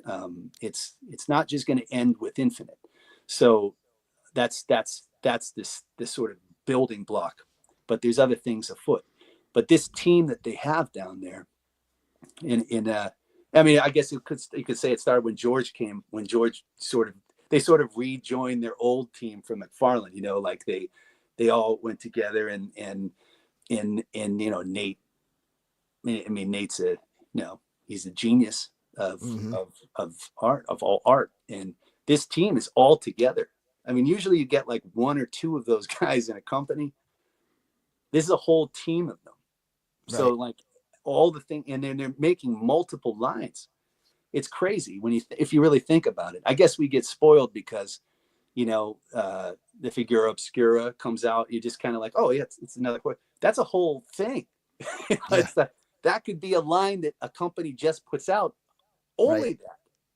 Just I know you love those. I love them too. And like the whole kit and caboodle. The fact that they don't do a pre-order, it just comes out, and it's this layered experience. It's a fully realized thing. Those wraparounds. I mean, it's like what? Every time, and internally they're naturally pushing themselves to blow the last thing away. Right. And it's like, I mean, that Frankenstein. What I mean, because I love the like you liked it. You had recently, I think, had read the original Mary Shelley. I don't know if it was recent or you read it when you were younger. I thought I saw you. I read it. I think the first time I read it was back in college. I want to say. Actually, you reread it, right? College. Yeah, we did a. So we have the DorkLair, and it started because of the Frankenstein's creature. I was like, you know what? We should all read this book together. And so we started this book club that kind of like meets, so to speak, in a chat on the Facebook group. Oh. And so that kind of kicked off that whole thing. And we've done 4 or 5 other books now since then. Awesome. And yeah, so that was the last time I read Frankenstein was when we did it for the DorkLair. The neo-thespians. I love it. Yeah. It's like, and that's something that came out of the Horsemen, like just incredible. This idea that like, here's this line of figures that has people reading. like gets you I reading, mean, well, and you're navigating that too. That's great that you're creating a space too where that can happen. And you get that, a lot of the people the folks that are into the horseman stuff have the aesthetic eye, like it's communication, visual communication. So you see it and you go, this is not dialed in. This is like, you're watching people at the top of their game produce something, again, that's an abstract made into physical matter. Like I think this is what the eternal fascination with these little trinkets. I keep doing this because they're all around me, and that's part of it. It's like their little talismans, their little companions, they're sort of a lightning rod of inspiration. You're creating a book club because of this new, the Obscura line comes out. I mean, that Monkey King, what the actual fuck, like I'm like a human. This is Michelangelo shit, but done through the digital, because it is. If you took that, I had an instructor once that said, any great sculpture looks great when it's broken. You could take it. It was just funny because all our shit can be broken, like taken apart. And there's just something about seeing it. I like to, if I was going to be on the Titanic and I knew it was going to sink, I'd stay on the boat or whatever, get ready to dive in the water. Maybe I'd, get an extra layer on. But you can slow that time down that I was talking about. You slow that time down. We're all going to croak. You slow it down. You pull it like gum. And you lock into the moment. And Michelle and I, my wife, we call it making markers. So like whenever we would have some tragedy or some shit happens, because it happened to me, somebody dies, someone gets sick, someone gets fucked up, whatever, dog dies. I mean, people with animals, it's like and especially if you haven't had a kid and you have an animal, that animal's your kid. It's the way it is. Yeah. And then it's easy to forget when you have kids what it was like when you had a cat. And sometimes you have both. Right. But when you deal with the tragedy or you deal with, an adversarial situation, you can get through it by, and I call this like time jumping. Like I'll jump to a possible place that's not in the shitty place you're in, and then you kind of touch that and come back. You shake hands with your future self. It's like I say all this stupid shit to my kids and my wife, but if you shake hands with your future self, there's hope that A, you'll be alive to be in the future, and B, you'll get through whatever the hell it is, no matter what it is. I mean, even if it's death, like facing death, I put this shit to the test. I'm not just blowing smoke. I mean, we've had some in the past, like 10 years, an inordinate amount of people croak, that shouldn't have, and died young and put it to the test. I mean, feet to the fire, and I know we're all feeling that. And then the pandemic happened and it was like part horrific and part relief for us Gen Xers, like I remember telling Michelle, I wish the world would pause for like a year, just pause for a year, and it did for a number of years. And there was drastic effects for all of us, but what an interesting thing it was. Even though it was brutal, it wasn't boring. I guess that's also what forces all these creations to come out of people's minds and hands is the boredom makes you creative.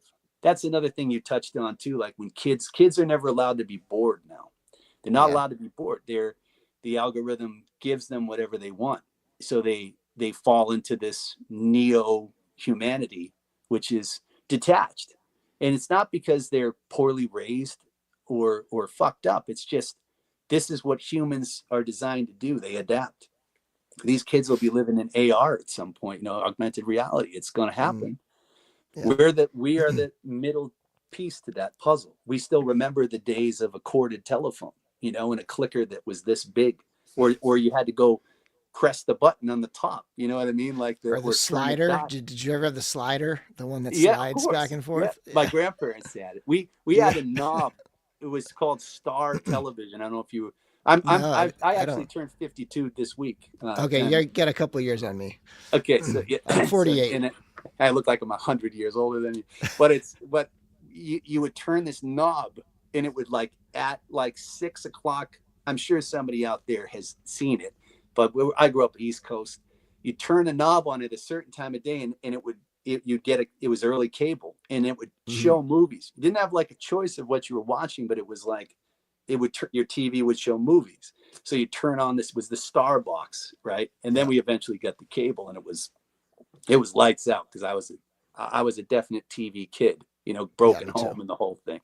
So I mean, I loved UHF too. Like at night, I had a black and white TV in my room at the foot of my bed. Same here. Oh, no shit. Yeah. And so I used to love to put on, I wasn't a big sports person, but I liked to watch hockey and basketball in black and white, because it looked like a game, like a video game, because when you drain the color out of something, it's fascinating. And again, another thing that the kids don't understand, like I watch Westerns and much to the chagrin of the entire family, but I love old Westerns because they're, like I thought like Blake walked right out of Gunsmoke. You know what I mean? Like a badass hero type. And I still watch them. And so when I was a kid, though, like we were kids, color movies would be converted to black and white. So that's something they would never even comprehend. But the chiaroscuro of like when you the light and dark, when it's forced upon you, so you're watching like, you're watching a movie in color, and then all of a sudden it's black and white, and it doesn't even faze you, because that's what we had, black and white TVs. So I was just like, oh, that's that's Grease in black and white, or whatever the hell they were on, the 8 o'clock movie was on, because then you would switch stations between channel 25, 38, 56. They all had like an 8 o'clock movie on, and maybe two were on at the same time. And anyway, I loved TV back then. I still like it. I like all this. That's why I'm saying, if we had these devices when we were kids, we would have been the same damn way. Walking into walls while you're taking a shit and eating with a device in your hand.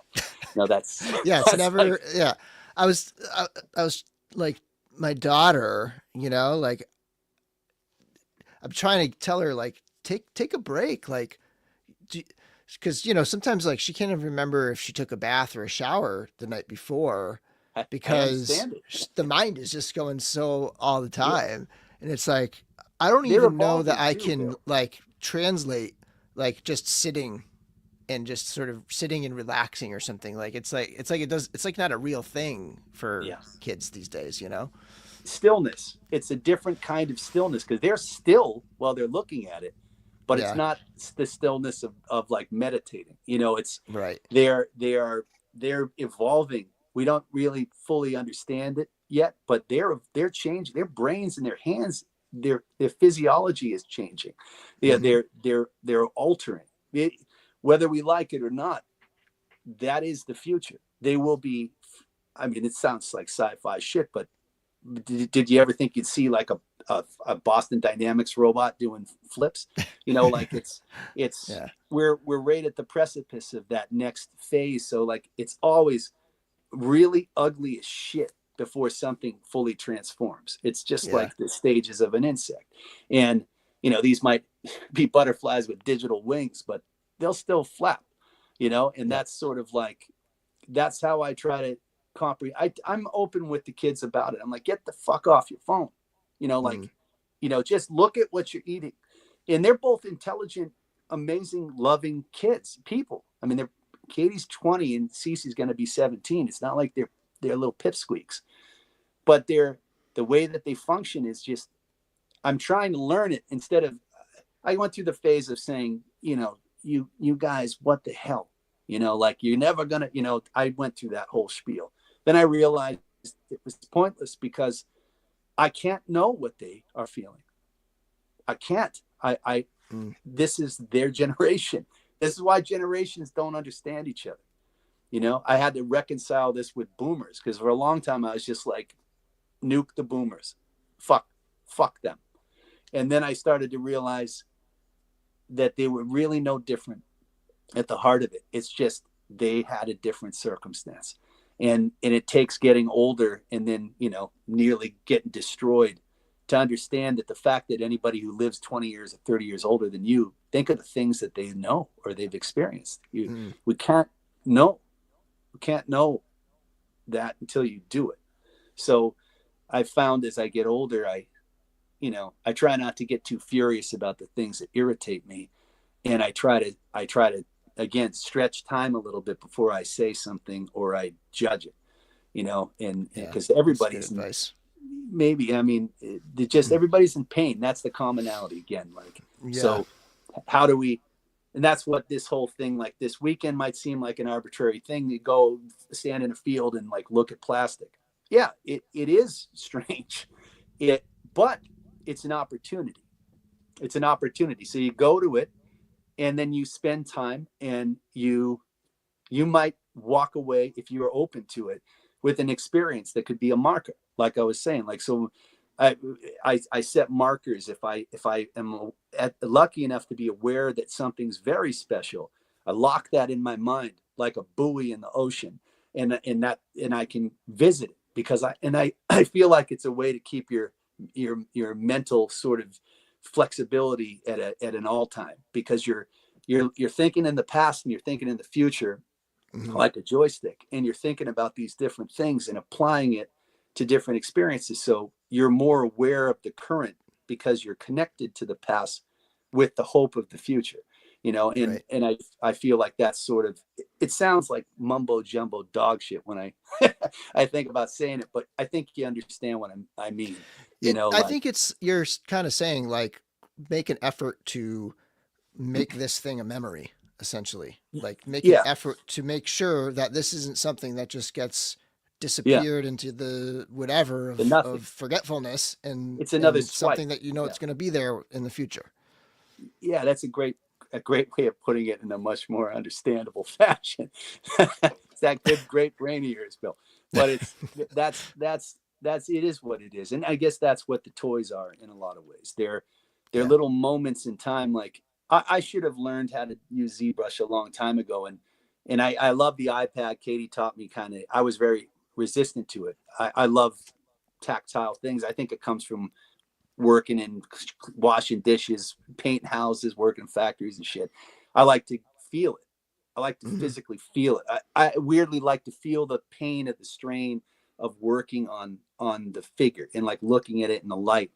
But the digital is the way to go, 100%. And it makes the production a lot easier, and it's unlimited, right? It's unlimited ability. You can do things you physically can't do. Physically, you can do it inside this thing. So I call the iPad and Procreate the miracle machine, because even an ape like me can navigate it. That's how incredible. That's the positive sides of the technological revolution that we're in.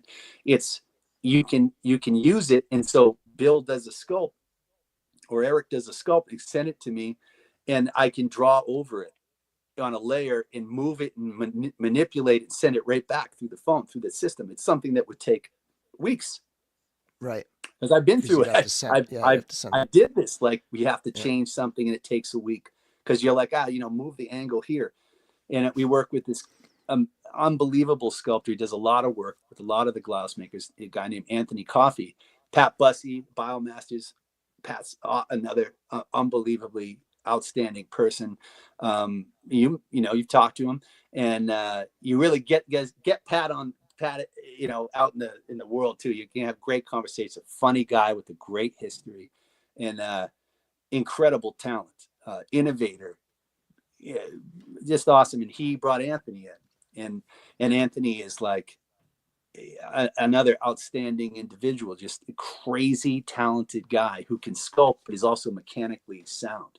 So like, I've been lucky. I got to work with him, and he actually sculpted the Zoloid, which we did for Mike Mazinski, who passed a while back. And Mike was hesitant to go digital too, but Mike, that I had seen what Anthony was doing, and I had convinced Mike to go digital with the Zoloid. The Zoloid actually has a 100% hand sculpted alternate form that Marty and I, Marty, good old, who doesn't love that kid?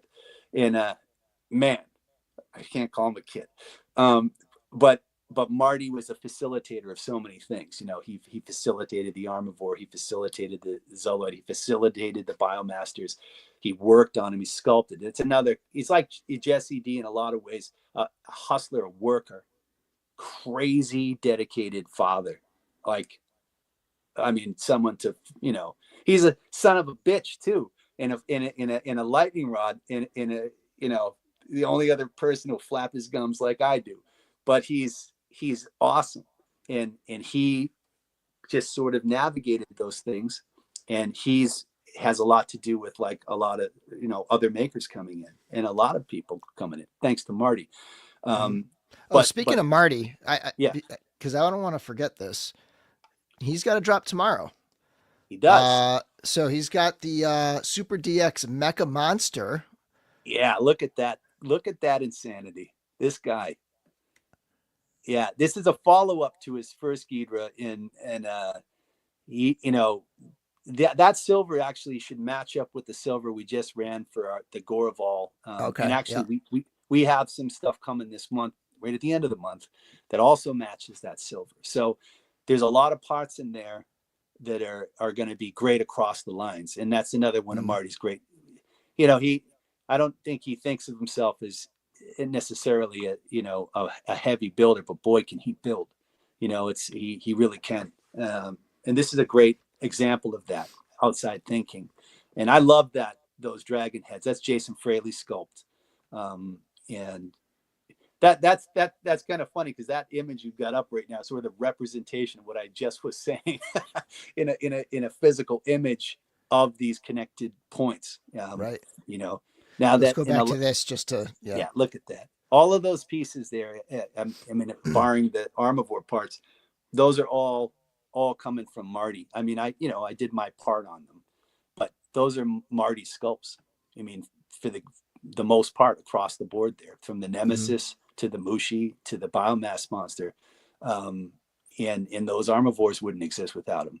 So all of that right there that's sort of a testament to it. And I will say, who is not a fan of Marty, and his son MJ, and Marty both have some crazy things coming about the fall. Around the fall they should come, but the book is far from closed on their expansion, and so it'll be the first father and son maker team, you know. And MJ's awesome.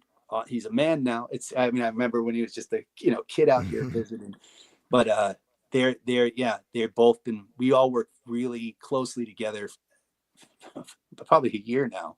And Marty and I have worked together since the onset of him coming into Glyos. But MJ dove right in.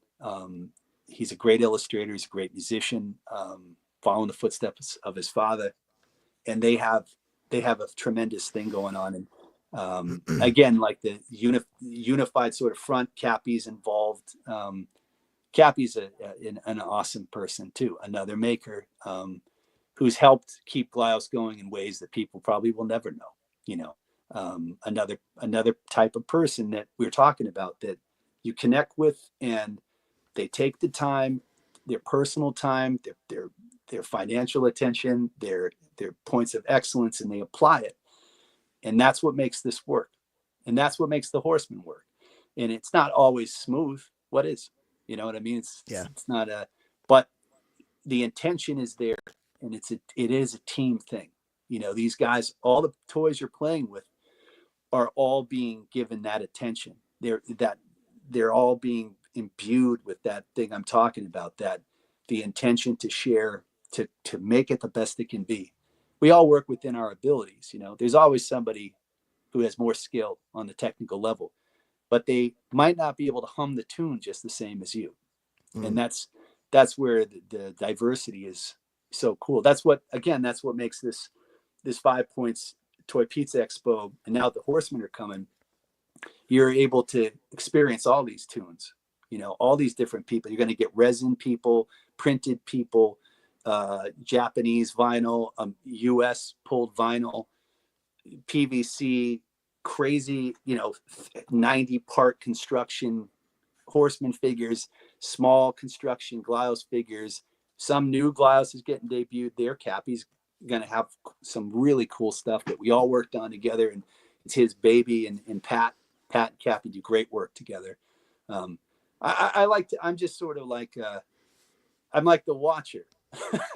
I interfere or help out where needed, and just sort of keep the gate open. And always connect with each maker. Yeah, there's Cappy's stuff, and there'll be even more. There's some special stuff that's going to be there. This is a lucky time, even though it's a foreboding time too. Just, I guess, what time isn't? I was at a concert last night, and it was the first time I saw anything like this. It was the Sasanta show. I don't know if you're into music at all, but oh yeah, Primus, Pussifer, and Perfect Circle, three different bands. They would play. It wasn't like one opened up for the other, opened up for the other. It was like they would rotate in and out. They had 3 drum kits set up top, right? So at any point in the concert, one of the drummers from any of the 3 bands could go to their kit and just start playing. And then they had all their instruments, on the next level down, they had all their instruments there. And generally speaking, it would be like three Primus songs and 3 Perfect Circle songs and then 3 whatever songs. And but there would be moments where a couple others might hop on, and at certain points in the concert, like literally everybody was on stage. It was 3 drummers playing one song, 3 drummers playing with heaven. 3 guitarists. Like it was wild, and it was so cool to see this kind of like while they're touring, they're jamming together, and they're like, "Hey, you should hop in on this song," and it was just such a cool show to see. Oh man, that's total fusion, right? It's sort of it's like the multiverse of music, Right. And you're so lucky to have seen that, inspiring. There's like these bands have such different styles. I mean, Pussifer and Perfect Circle are both Maynard from Tool. Like they're kind of along the same, I don't know, less organic, like more polished kind of stuff. And then Primus is like super organic and and so like you have these very different styles, and then they're jamming together, and it was a really cool show. Where was the show? Where did you it was at the SNHU Arena in Manchester, New Hampshire. Oh yeah, I wish Marcus was here, because he would dive right in on that. You and Mark are you're gonna have a lot to talk about too. He's like him and his brother are like the musical arbiters of I have been exposed to more music through Mark, because we've been working together for almost 20 years. Believe that. I've known him for almost half his life. And he's just, music is such an integral piece of the creative process for us. I love hearing your story about going to that and the effect it has on you. And it's like, because it juices you up, right? Because then you're thinking about it and thinking about, just like you said, that you're sort of imagining them talking together on the tour bus, and it evolves. It's the evolution of things. And music is it's just so important to the human condition in every way possible. Whether you play it or listen to it, it's an exercise of a deep connective intelligence, between people. It's because it doesn't matter now more than ever, there's international language, international songs. My kids loved K-pop through the pandemic. They would lost their goddamn minds over it. And they would like Katie would sing, she sings these Korean songs, and Michelle got into it because the kids were into it. So she would like be exercising. And to this day now because she was a sort of like she liked Fish and stuff when she was in college, but she listens to like a K-pop mix while I know you're a runner, and she is as well, and so she loves to run. She loves music. She eats. She's been on a new health, no carb thing. You know how that goes, but but it's a similar thing where music is such an important part, and it's no surprise to me that it's a big part for you.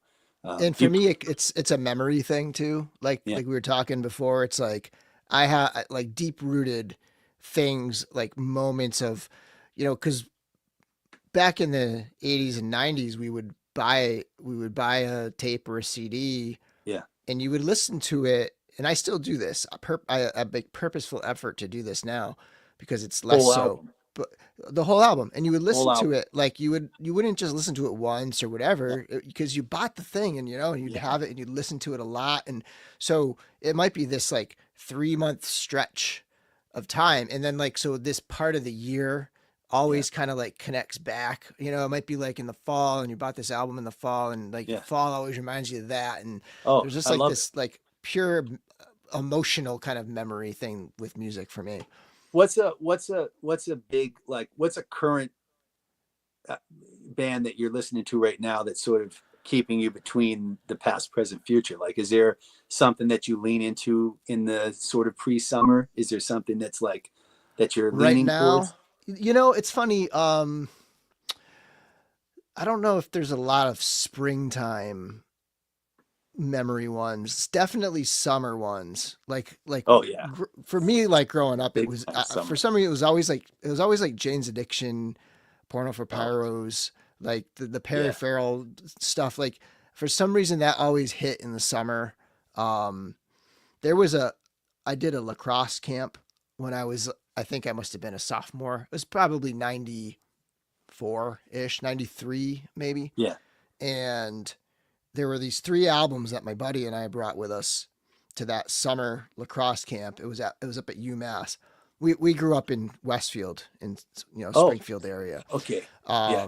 So when I say up in UMass, like Yeah, I know exactly what you mean. Yeah. So there were 3 albums we had in our little dorm room that time. It was the Beastie Boys, Check Your Head. It was the Pixies, Trompe la Monde. And it was, what was the other one? I want to say it was Pork Soda from Primus. And so like there's this weird connection between those 3 albums in summer for me as like this core summer kind of memory. That's that cerebral punk rock, like that kind of makes a lot of sense, getting to know you, like those, it's also outside thinking music, like that makes a lot of sense, especially at that time where you can be influenced. Literally music in college was like transformative, I mean, it has lasting effects. Like I always loved it when I, talk to somebody who has that same kind of, it's like I'm saying, there's so much similarity and people don't even realize it. I mean, probably so many people just even watching this right now could relate to this exact, and probably post their, what is your college song? Like what is your college album? 3 of your college albums that, Bill, I think you just nailed something there too. Like what are those most influential? If you had to boil it down to it, what would it be? And it sort of tells the tale and like when I think of like, we're already 5 years out from the start of the pandemic. Like I can think of albums that just put me right back in that place at that time. The Pearl Jam had an album right at that time. It was Dark Matter, maybe. It was one of their, obviously one of their most recent albums. Yeah. And it's just like when I hear that album now, it's like in like, we're stuck at home. I'm teaching from my computer. You're transported right back to that. Right back to that. I mean, it's only 5 years ago. It's like it's another life. It's like it's another life. It's that on a quick side note. There's a movie called Another Earth. Have you ever seen that movie? No, never heard Brit of it. Marling. Yeah, you would. I think you would really like it, being the way your synapses fire. It's a really, Brit Marling is this sort of like, she's got this kind of haunted beauty to her, but I won't ruin anything about it because I always spoil shit whenever I talk about anything. But it's a movie worth watching because it talks about just the simple note, like what if there was all of a sudden you looked up and there was another Earth. Like, it sounds complete, but it's a movie worth watching. And I'll check it out. I just pulled it up, and I'll make a note of that. there's a number of movies that she worked on that are really cool. Very like M. Night Shyamalan kind of. They have twists, but they're not as overt. They're subtle movie making. Check out her sort of. There's another movie called The East that she was in as well, about sort of undercover work and where it starts and ends, and it's just cool. I love movies, music, comics, games, whatever. I don't play a lot of video games now, not because I don't like them, but I sort of stopped at the 64. Maybe this, so like CC has like the Switch, and Marcus still plays games. Like that's why his whole world of bit figs, and he's just an avid, hardcore, deep gamer. I mean, all behind here, all posters from stuff we grew up playing. And I also adore video games, but I sort of have I kind of stopped. And so he continues to play games. He'll show me stuff or tell me stuff. And Cece still plays like all the Zelda, all the Switch games. Katie was was like an app person, but I played games like crazy, basically until I started really pushing on this. And then everything else, I didn't miss, but I just put everything into this. Once it became sort of a professional endeavor, that's where the intention led. But I still would always kind of keep up on things. And it's because it's a great, what a cool world that is. If you get a good game, that's a whole nother thing.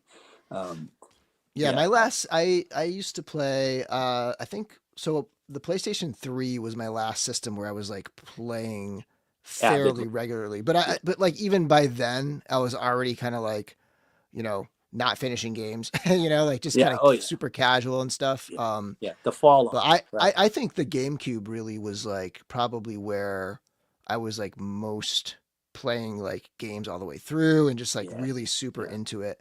GameCube was pretty had some pretty good things. It was a great system. Yeah, just cool looking to like the whole interface. And the cube, we had the cube. What did you have a particular game that you really like resonates? I mean, that Star Wars Rogue Leader for GameCube. Of course, Star Wars, yeah. That game, that was one. And then also going back to the 64, Rogue Squadron. Yeah. Like those were games that I would obsess over getting. Remember, you could get the medals. You could get like these bronze, silver, gold medals, and I would obsess over like you had gold in every. Oh, I mean, and it was so, it was spinning right off that. Do you remember when Shadows of the Empire came out? Yes. College for me. Yeah. Oh my God. It was that was really one of the first times that they had edged outside of just regurgitating.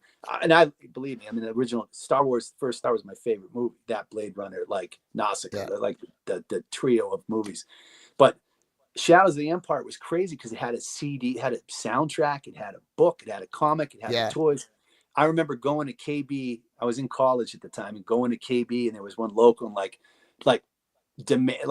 getting that Shadows of the Empire, and then going back to skipping class. I was at a little art school anyway, and then me and my buddy Mike were playing it, watching it, and as the story unfolds, we just like Dash Rendar just exploding our brains out of our heads, and then immediately. I went through this period where I customized so many Star Wars figures because of that game sent me nuts. Like I was like, because I like the Dash that came out. And in retrospect, in hindsight, it was a good figure, but like it wasn't on model to that game, man. The one in that game was like, oh my, sleeveless, just like, he was just like he had almost like a sort of future punk.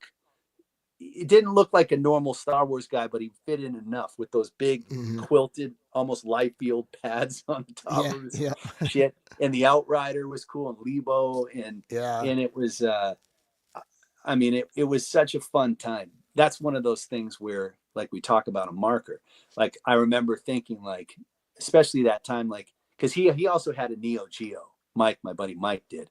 And he Nice. brought that thing down, and like we would play Samurai Spirits for like hours. Like just games back then were part of every day. And so like you're talking about, like, then you hit a point. I guess it was sort of GameCube where it started to fall off. It was the Django Fett game on GameCube.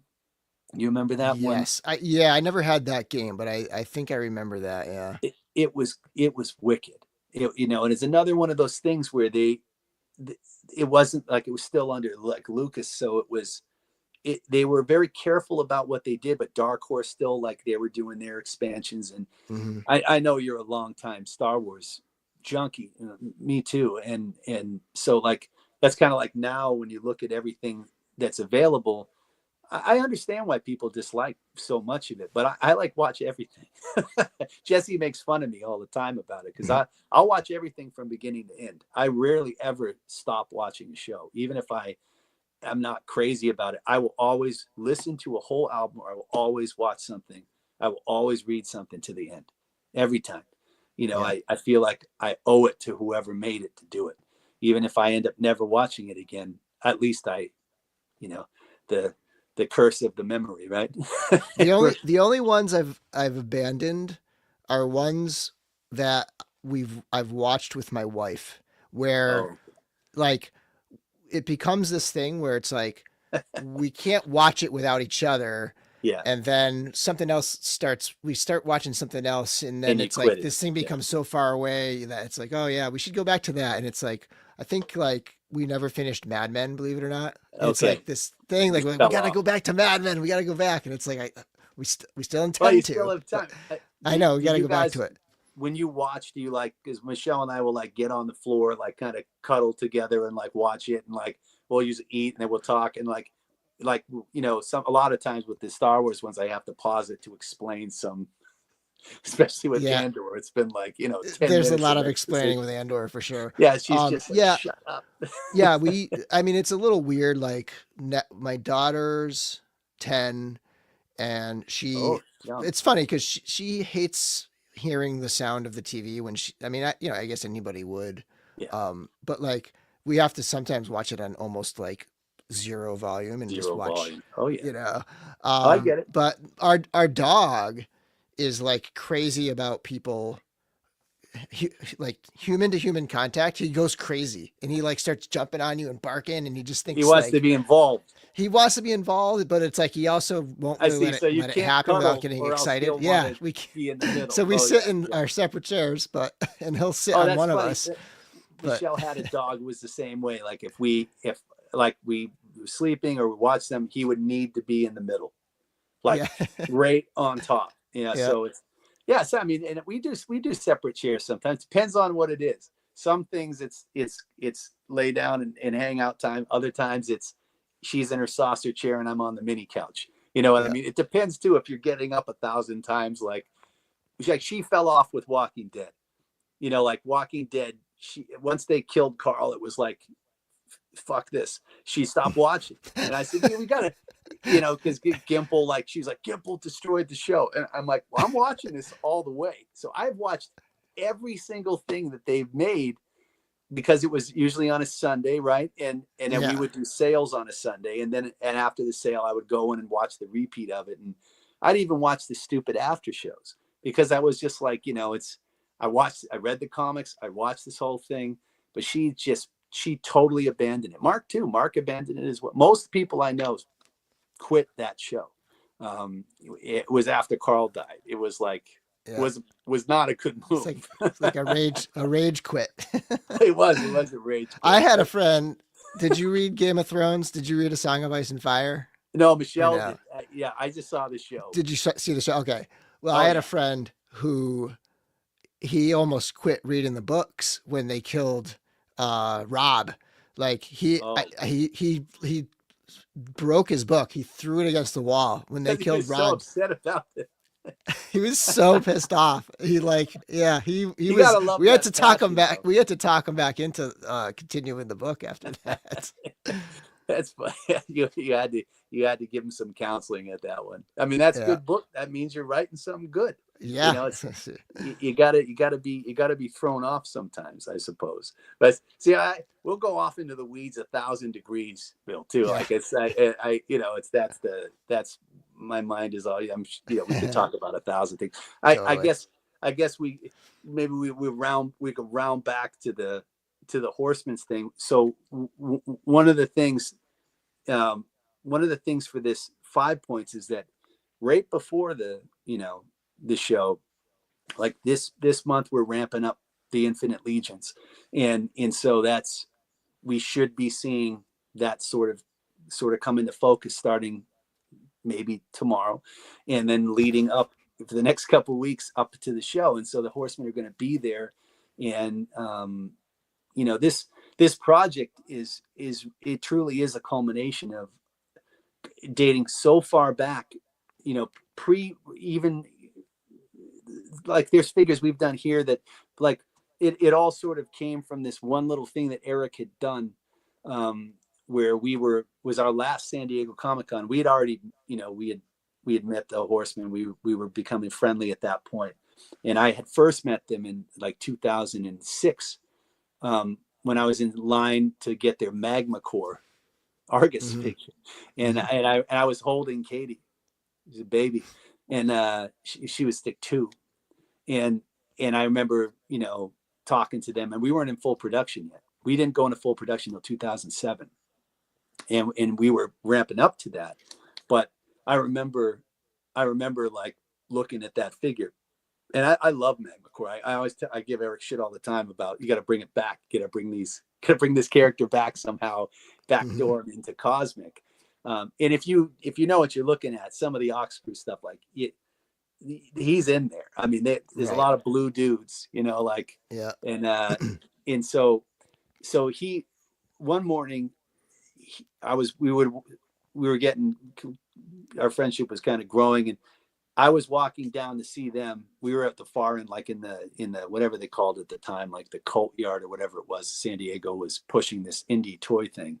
Like 75% of those companies no longer exist, which is crazy, because there was some sprawls, man, and some great people, great work. We were a little shit, but we had this thing called the Global Figure Symposium that my buddy Don Kratzer put together. And we would cycle 3 artists every 3 hours, from international, England, Japan, Europe. That's Ralph was there, the Tarantulas, the Triclops boys. Like, it was awesome.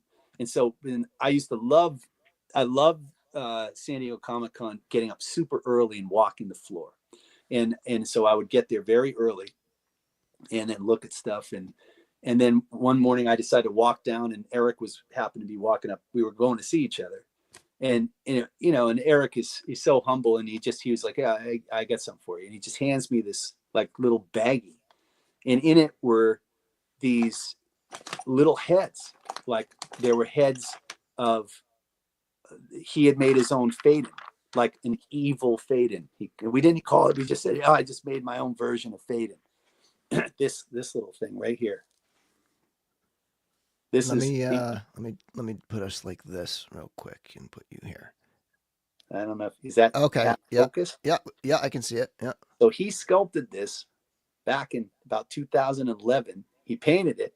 That's his paint, and that's his version of Pheyden, which is a little predator, a little bit, in that kind, loving guy. He's got some wild shit going through his head, right? Yeah, as you know. And so I held on to this. So he gave me like 4 of them.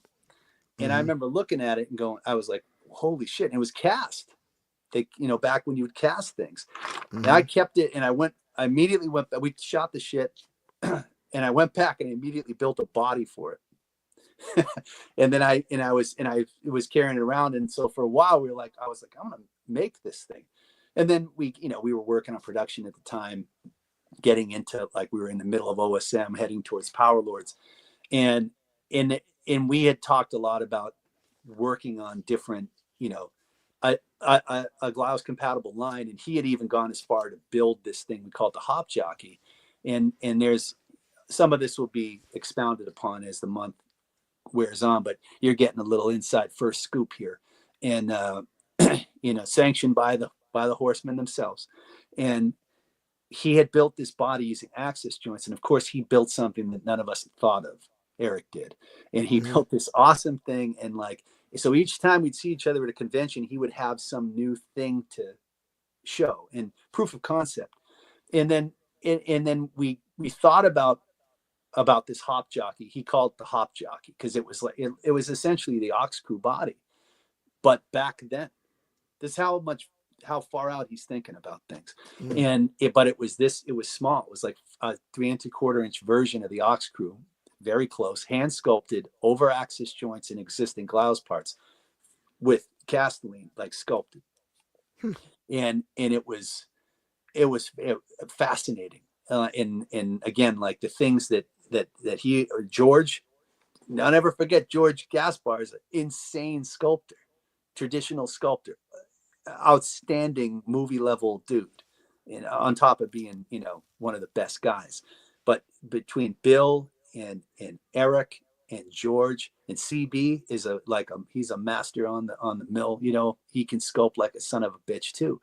But back then it was all hand sculpted. So like Eric did all these like rivets and bolts and shit that was like, one tiny ass thing, not two ups.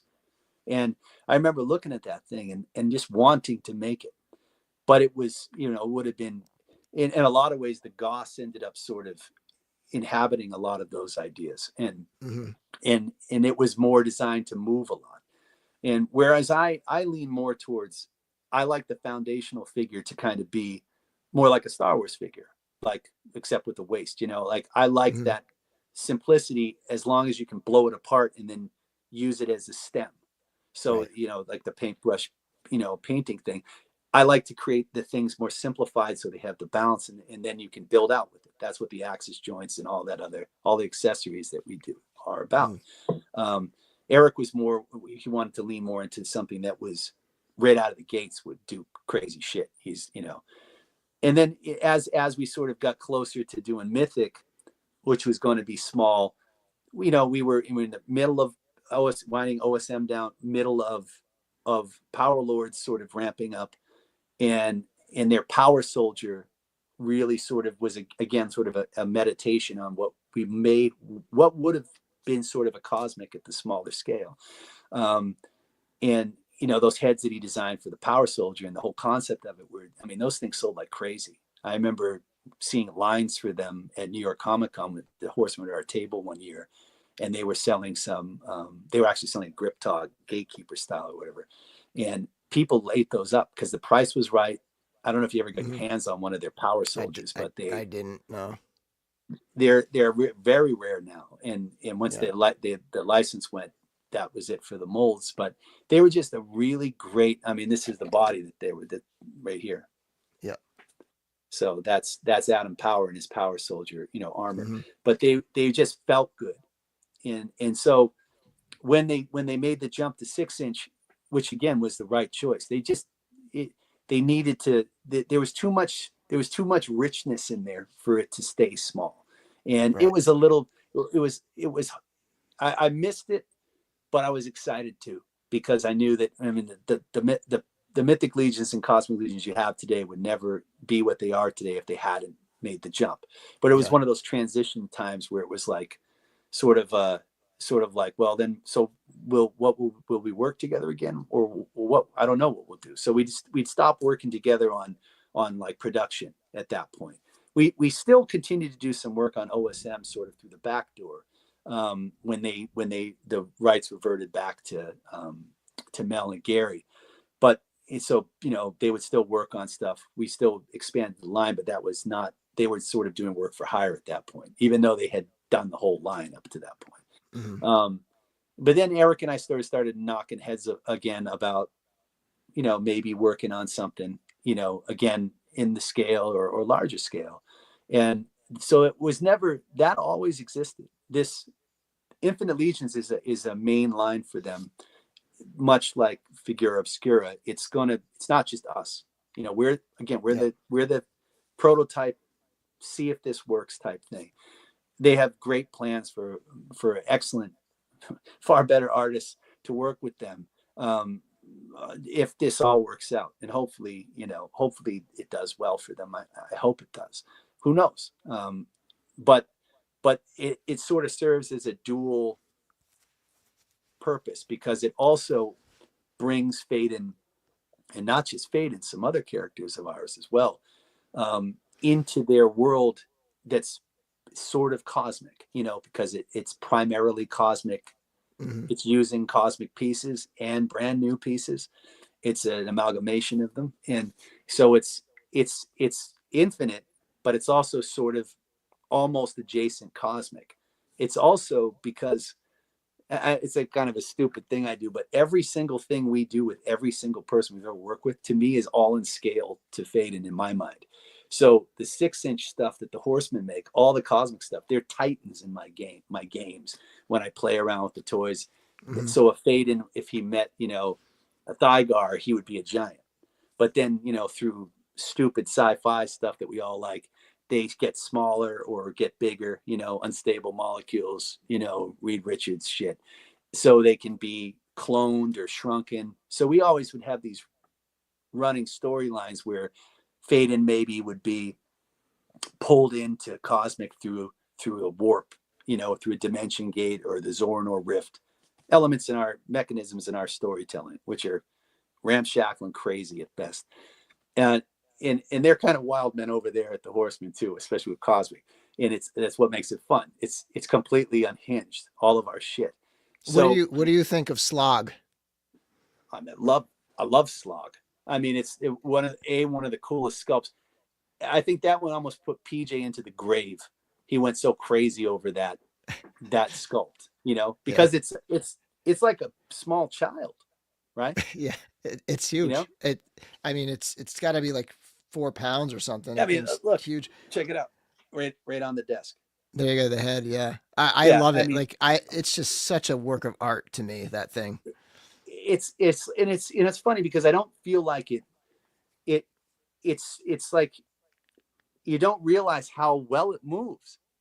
Like Yeah, the fact that it's so posable and it's so heavy, and it's not, the head's a little hollow, but the body's like, whoa, this yeah, thing is like registered dangerous weight. It's and it's incredible. I mean, that's just a clinic on that aesthetic that Eric pursues with yeah. these characters, that they come out of the 80s, like they look like crazy 70s sci-fi covers. They have so many, like the little turbines in the chest and all the different the hoses and the texture. Those elements, though they could be realized at the smaller scale, that's another example of why the larger scale is so important for what they do. It's the perfect canvas for what they do, because they need that. Plus, we're all getting old. We can't see anything. I mean, I have glasses on, which I hate, but I have like 78 pairs of glasses at all times. And since it's mostly older people playing with the line, it kind of makes sense, right? So like Right. Yeah. we inherently don't go detail crazy on what we do. I like curvilinear. We call it ambiguous sci-fi curvilinear form, like on Glyos, our main Glyos stuff we do, Mhm. right? Other guys Yeah. like the Zullen is overloaded with detail, Yeah. crazy. And that's why I love differences, right? Different things. But the cosmic thing, like when we started to apply it to Pheyden, we wanted to find that fine line between the elements that make it recognizable, whatever, but totally digging into that is what Infinite Legions is. It's essentially, what would Eric do with your thing, right? So, Mm.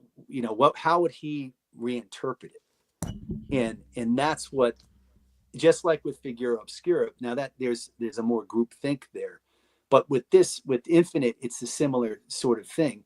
But then you can't forget Bill Mancuso's participation in these things. I mean, he's an unsung hero, like just the stories that if you ever get a chance to talk to Bill at his show, or the things that they all went through together, all the work they've all done, just and an outstanding person too. I mean, I love Bill, but working with these guys on this and seeing where Eric would take it, there was a lot of back and forth, of course. I mean, I don't even know how many drawings I must have done for this. And I loved every one of them. But then Eric will take it and make it good, you know, and interpret it. So I've worked with a lot of different artists, and I've worked on iterations of Pheyden as well, from 1,000 Toys to, I mean, the stuff we still are currently doing with Maury from Reelhead, Keshi stuff.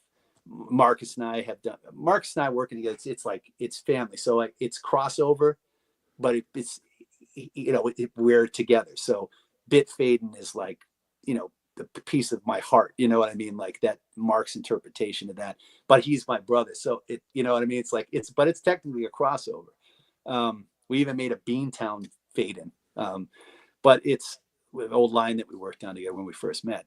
But this has been one of the most collaborative back and forth because of the technology that exists, because of the miracle machine, which is the iPad.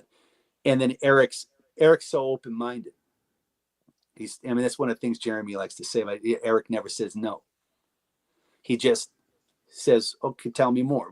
Okay, let's do this. And they're all like that. You know, they're all outstanding creatives. So, and they're welcoming to so many. They do not sit on a throne. Although we could put them there, they don't operate from there. They operate right on the ground with you. So we went back and forth, drawing and manipulating and drawing and turns and twisting and looking at old things. And we poured so much into this project. Yes, there are reuse parts in it, of course. There's awesome pieces that are just there, you know, for the taking, you know, like they make perfect sense with Pheyden because it fuses the aesthetics, which have, as you know, way back in 2011, Eric sculpted this head, an iteration of this head has made it all the way, all these years, all the way till now, and will be part of this. So you're going to get to see the culmination of not only a friendship and a relationship professionally, personally, but you're seeing something that everybody wanted to do.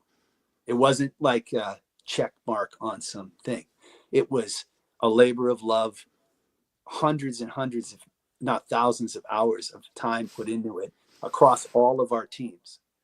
Everybody got involved in it. So that's why I hope it does well, of course, for them because of the investment, but more so maybe it'll stand as sort of like a marker that we talk about as a testament to of dedicated friendship and dedicated respect and sort of treating each other right. And this is the embodiment of that. And it's not just one. It's not just Pheyden. I don't want to spill the beans on, but there's more than just Pheyden involved here. If you like Glyos and if you like Cosmic and if you like O'Neill or you like the Horsemen, this might be a nice Bridgeport.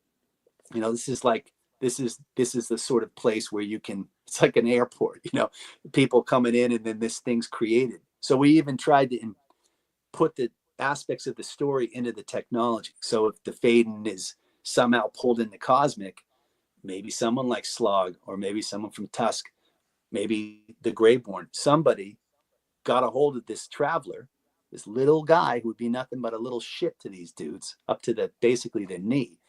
But the Travelers can rip through time. That's sort of, they're very simple. They can cross through the edge of space. It's that simple, right? The story gets way more convoluted and insane as we've told it over nearly 20 years because it predates production. But that's the core of it. So if you could, even if something was small, if you could extract from it that technology that might not exist in Cosmerium, what would you do with it? Would it be a nefarious intention? If you made something and it was a clone or you created it, would it obey you? You know, is a Traveler always a Traveler? Is a Pheyden always a Pheyden? What would this crossbreed be? These questions are things we would talk about. I have been talking about for years. And now we finally get to the point where we can answer them. Like what parts of technology would be ported over? What pieces would be taken from, you know, maybe a soldier who's working on the block, you know, in the prison.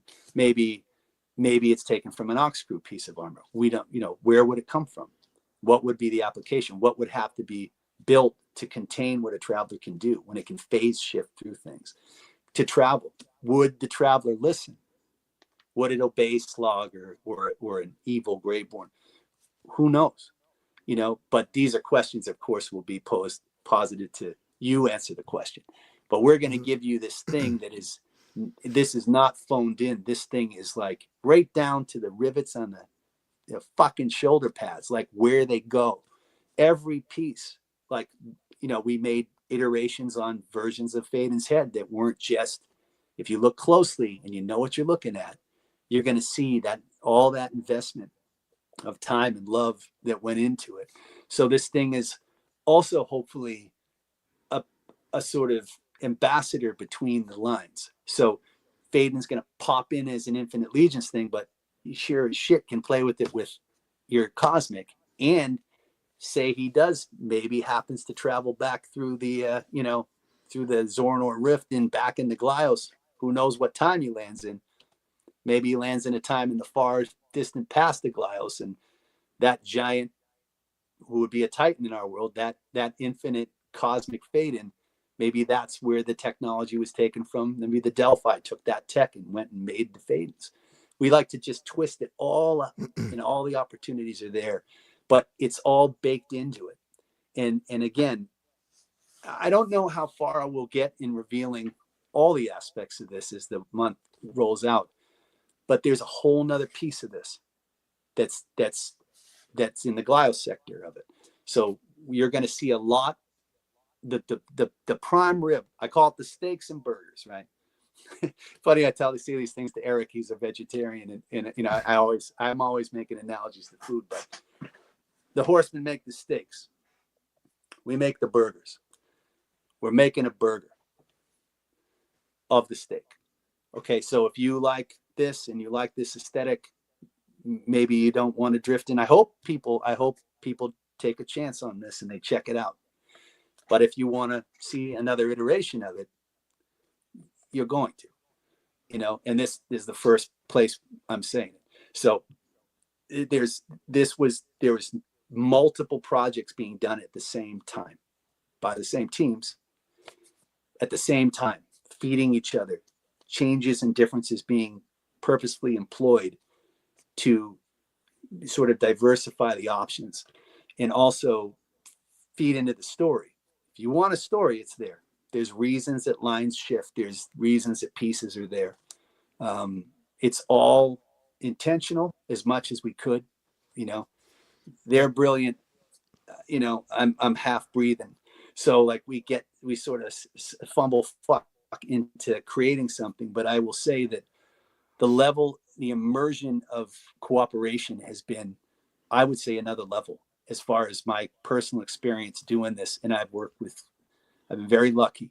And every one of those relationships has been different. This one was in an intense amount of back and forth on the best level, even down to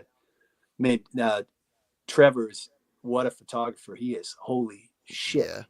You know, and seeing his perspective on these things and him being very open to, there's like little stupid things, because I do all the product shots for all the Glyos art stuff, but I try really hard to, you know, really make them nice and clean. Sometimes maybe I don't get the color just right. I try my best. But there's ways that I see Pheyden in it's kind of a funny one. Like I don't usually shoot him like from up here. I shoot him like Boba Fett under the brow type, we call it. And we went back and forth, you know, on that a little bit through George and Trevor, and just instantly just a consummate professional in making photos that I would only dream of.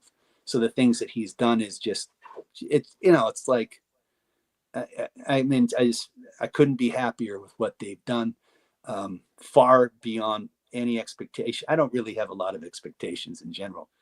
I find that it's a sort of a wasted mindset. I just sort of try to deal with things what they are. I have hope though. Okay. Mm-hmm. Different expectations and hope are two different things. I hope things work out. I don't expect them to. And this is everything I could have hoped for it to be, because everything's met at the same level. The dedication is there. And that's one thing I try to always stay focused and dedicated on whatever it is I'm working on. And with these guys, it's a constant state for them. So that we had so much fun going back and forth, and then we would skip it around within, so I'd work with Eric, and I'd work with Bill, and then Bill and I would work for weeks together, like a month, and pushing, but then back talking to Eric, and then back, and then plus we have our personal conversations just as friends. So we're shifting gears all over the place, and Nate and I are ping ponging some stuff back and forth. Right after I get off with you, I'll be back to the drawing board for things that may or may not be seen tomorrow. So I would say that there's a genuine and absolute effort to make Infinite Legions something special from the get-go. And again, it's far beyond anything we're doing with them. You might see a Mangler, you might see Wayne Barlow stuff. You could see anything. It'll be Eric's particular interests first and foremost, and then his general aesthetic applied to it. And I think I gotta say, I think the audience, the fans, the collectors are like that community is in the right position right now for this to hit, because I would say in the last 2 years, maybe in the last 18 months, there's been a lot of I would attribute this to the Glyos presence at really coming from the Glyos presence at Legions Con. There's just been a lot more Legions collectors collecting Glyos. There's just been a lot more of that, just cross collecting, and just people just realize, just coming to realize what I realized a couple years ago, which is like they're so similar in their core mission as like a toy. You know what I mean? Like this thing, like we said earlier, that gives you the ability to customize from the most easiest levels, right? And that community of people who collect Legions and collect Glyos has been kind of like blowing up in the last, I'd say, like year and a half or so. You've helped a lot with that, Bill. Your enthusiasm and your support. I'm so glad we get to talk together like this too.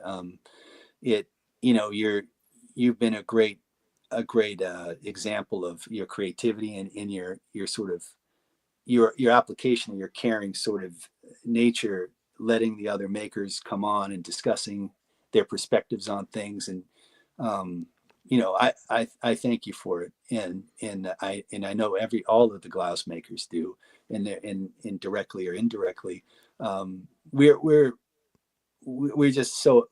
so happy to be able to connect with the Horsemen's base, and be part of the fact that Jeremy and Joe let us come to the show, and they put us in a great spot, and we get to, every one of us has the deepest level of gratitude for these opportunities. A lot of us are not spring chickens. We've been through a lot of cons. It might seem very new to a lot of people, but I mean, when we went into full production in 2007, and the line is going to hit 18 years in July, and we've actively been producing that whole time and working, around the clock to do it, and it's tough, but it's authentic. So when folks come from the Horsemen and they want to check things out, we value it. Even though we've been around a long time, anybody who takes the time to check this stuff out, it is valued. It is appreciated. We sign every invoice. I try to make sure. On the Govrum wave we just did, there was too many to put a free thing and everything, and so that's one of those rare times we didn't throw something fresh in there, the extra in there, because that was actually one of my 3 tariff countermeasures, that whole wave. So that was born. That was something to keep us going. That's why that was sort of. This is a weird time because we're having to shift a lot of things. I'm having to alter orders, and that's kind of a downer I know in a way, but but rest assured that to stay active and actively make things, we don't ship we fly everything. So we have a smaller window. We live by the sword more than most people would ever believe. And so I'm always trying to have countermeasures. like I said earlier, ancient time ago when Jesse was on here, but we created sort of a catastrophic way of doing things like early on because we had to. I didn't want to raise the cost to ship things in boxes. We started out with boxes, insert trays, a catalog, and a card. All the first waves came that way, and it was cool. But I learned pretty quickly that even down to the header cards, I'm like, how can I sell this as cheap as possible? Make the smallest margin so I can pay my bills to give people the easiest possible access to something that is in all realities very low run compared to what the Horsemen run are low run compared to what Mattel and Hasbro run. We're even smaller than the Horsemen, and so when we run these things, if you even look back, the population of these things is extremely low. I mean, we're out of all the makers, we're doing the highest numbers, but even those numbers aren't that high. And there's other makers that are half of what we do.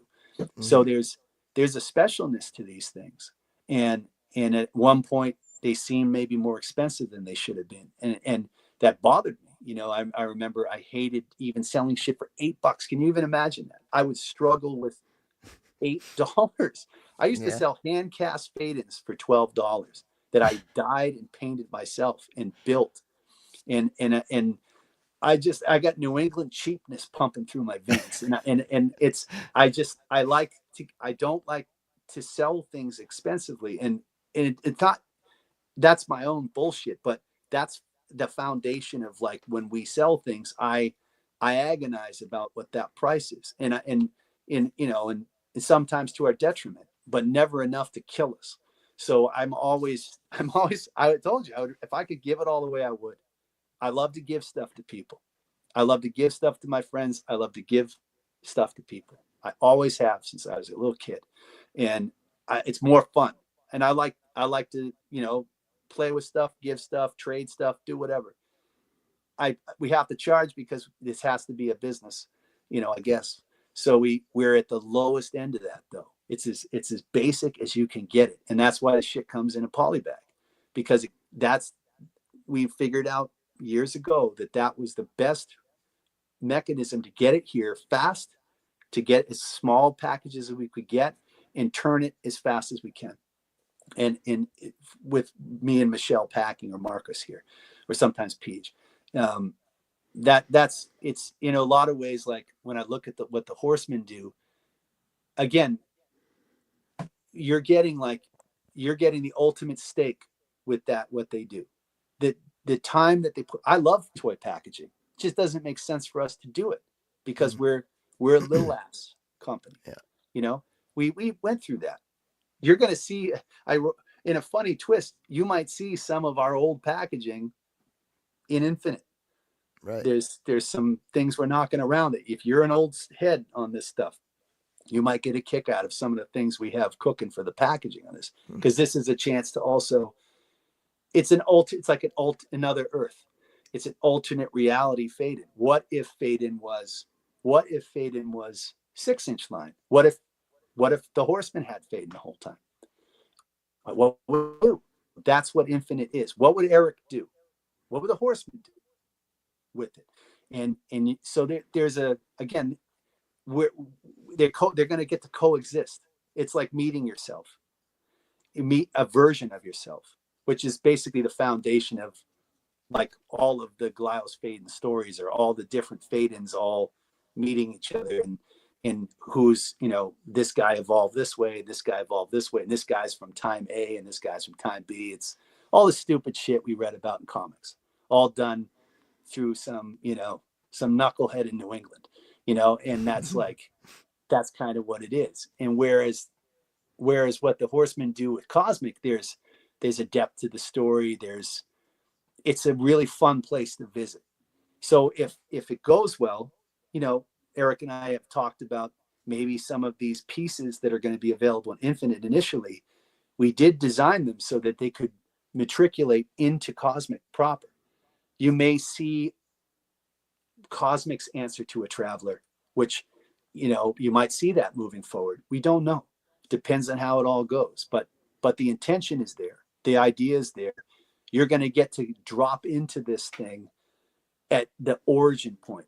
So the Horsemen are throwing it down, and they're going to offer like all of these options right out of the gate. And not just with Pheyden.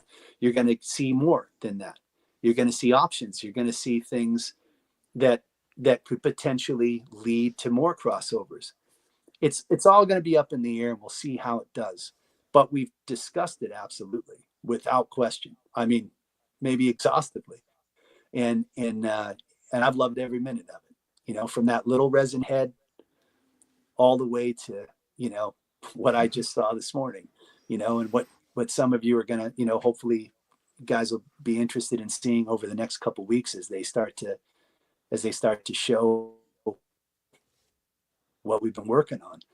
It's almost like a Rosetta Stone in a way, even though it's the infinite line, which is it is its own line. This particular thing has a meta quality, you know, because it factors into both our other lines, Glyos and Cosmic, right? So I'm excited. You know, I'm very excited. Me too. Oh, me too. I'm very much looking forward to the next few weeks, month of just like the reveal and just, you know, the story and everything that comes out of it. I got a feeling you're gonna tinker with these things in a way that I can see, especially from your photos and how you manipulate the pieces on Mythic. And I think you'll see some things. I think you'll catch a couple things in here, maybe before most, when you see some of the things that are inherent in it. Because you do collect both. I mean, you actively collect Glyos and Mythic, and you're a Star Wars head. So, you know, there's a lot of elements in there that will always be baked in. But right back, like you see that cantina, like the aliens, like the Kenner style ones, the pre-order that went up. Like, I mean, that's like, I would have probably tweaked a couple things on them, but it's a funny thing because, you know, that cantina background they have with the stormtrooper with his legs kind of bent, that drawing. Yeah. And I don't know if you recall, but if you look at that image, look at the background, and it's the old drawing from like the, you know, when they would promote the like original. So there's another side to that drawing where they have the, you know, Greedo and they have a couple other guys, and their position with their knees kind of bent like that. That's the inspiration for Pheyden's bent knee crouch position is from that drawing. Oh, interesting. It's a little known fact. So I always imagined Pheyden was always supposed to fill the role of this sort of cantina aliens, because I saw Star Wars in the theater in '77, and I mean, it's easy to shit on, but like that movie was reality altering for me. I mean, I was playing with cowboys and some other knickknacks. Star Wars came out, and then coupled with the figures that came like basically a year later, it literally was like, that was the paradigm shift for me. That was it. And every single thing that came after that was an iteration of it, in my opinion. Granted, yes, Microman existed in '74 and in Japan. I could go on a fucking tirade with that, or a spiral. But yes, it existed. But Star Wars and Kenner, it took everything that was great about everything and made it into this like perfect experience format, between the vehicles, the comics, the movie, everything. I just loved those cantina aliens. I remember was like, I think it was '78, and I came home from school, and I was living in Maine, in West Buxton, Maine, and I married a Buxton, which is kind of funny. And we had this, you know, like when back we were out in the woods, no streetlights, and I really don't know why my folks were living up there. I guess my dad had a job up there. Folks were still together then. And there was like a mailbox with all the little lock boxes, you know, at the end. And there was like about 15 of houses out there. Yeah. And I had sent away, I was just talking about this just the other day. And you'd cut out the UPCs, mail them in. Yep. And I had mailed in for a Hammerhead figure. And I remember I came home, and I don't know why it was Hammerhead. I can't recall exactly if it was because it was a random thing or it was specific, but you would get a figure. They would send you a figure. If you send them 5 proofs of purchase, maybe they would send you a random figure, whatever it was. And I remember I had this key and I unlocked it and there was a half bent in there little mailer with Hammerhead in it. And I was like, I opened that thing up and it was like, I mean, it must have been spring. And I looked at that card and it's bent and just Hammerhead just blew my brains out. Cause I just like, what the hell? This like weird ass dude looking this way, this blue jumper on and this weird head. And it had such a profound effect. And then the fact that Greedo was just like two-tone green. And I actually never owned Walrus Man. And I don't know why. I passed on him multiple times. I was into I love Greedo. I love Snaggletooth, the red one, of course. I didn't get the blue one. I got it later in life, but I didn't get it as a kid. And then Stormtroopers galore. I mean, I didn't have a ton of them, but every figure counted. My parents are pretty, frugal, and which is fine. New England, right? So I got these figures, and each one was like a treasure. So I would imbue them with something. I would put that energy into them, and then I would carry them around. It'd go in my pocket. I mean, genius. These people were, whether they meant to or not, you made a figure that could go in your pocket. Fisher-Price did it, of course. I adored it. Fisher-Price, Star Wars lived together in Micronauts. That was the holy trinity going in there. You throw some Shogun Warriors in the mix, and you get into the 80s and all bets are off, right? And G.I. Joe just took it to another level. But those Star Wars figures, those early Star Wars figures, and their different aesthetics, the fact that Snaggletooth was short, the Jawa, though he was small, he was like perfect proportion. He was like handsome. Yeah. We call it the handsome build. That's what I internally call the Infinite Legions Pheyden. I call it the handsome Pheyden because we always wanted to make like this very, Eric has understands again, this Michelangelo proportion. Bill does the same thing. Like they make everything look handsome. We make everything look like deformed, because it's like just I can't see out of one of my eyes. It probably has something to do with it. My right eye's toast, and it's been like most of my life. So it affects my depth perception and affects how I sculpt. But it's that tactile thing, and I like the weird imperfections on the old Star Wars figures. Like if you look at Greedo's antenna and you look at it, these things were, they were shockingly and fascinating and off model. They don't even, what the hell were they? Because someone must have said that'll never sell if it looks like it's too muted. Make him lime green with another green and blue. It's like, what? Oh, and also take all his clothes off and make him kind of a naked alien. Like, oh yeah, sure. Then you got, Bill Lemon in there making IG-88s. It's just like this kind of amazing thing that all bets were off. It was like, it was lawless. Like these things come out and then they, I didn't have a lot of vehicles. I had a land speeder and I loved it. I lost my mind over that land speeder. Remember that the box, like the scene of the box, which is funny because that comes from Mel Burnkrant doing all this. He was the original Trevor, the 1/6 shooter. He built all this shit. I would talk to Mel into the night about how he would use like colanders to build like Commander Comet's cityscapes. He would build it all practical effects, and it was incredible. And so that's also why I build all my own sets. And I use Photoshop to clean up the ugliness of PVC cracking, but I try to shoot everything practical. I mean, I have like 7 lights and I build plexiglass, sort of things that I build on top of with, plaster of Paris, and I paint everything. And, Trevor is able to manipulate everything. He does both. I mean, that guy's you're probably not going to see a guy as good as him probably ever.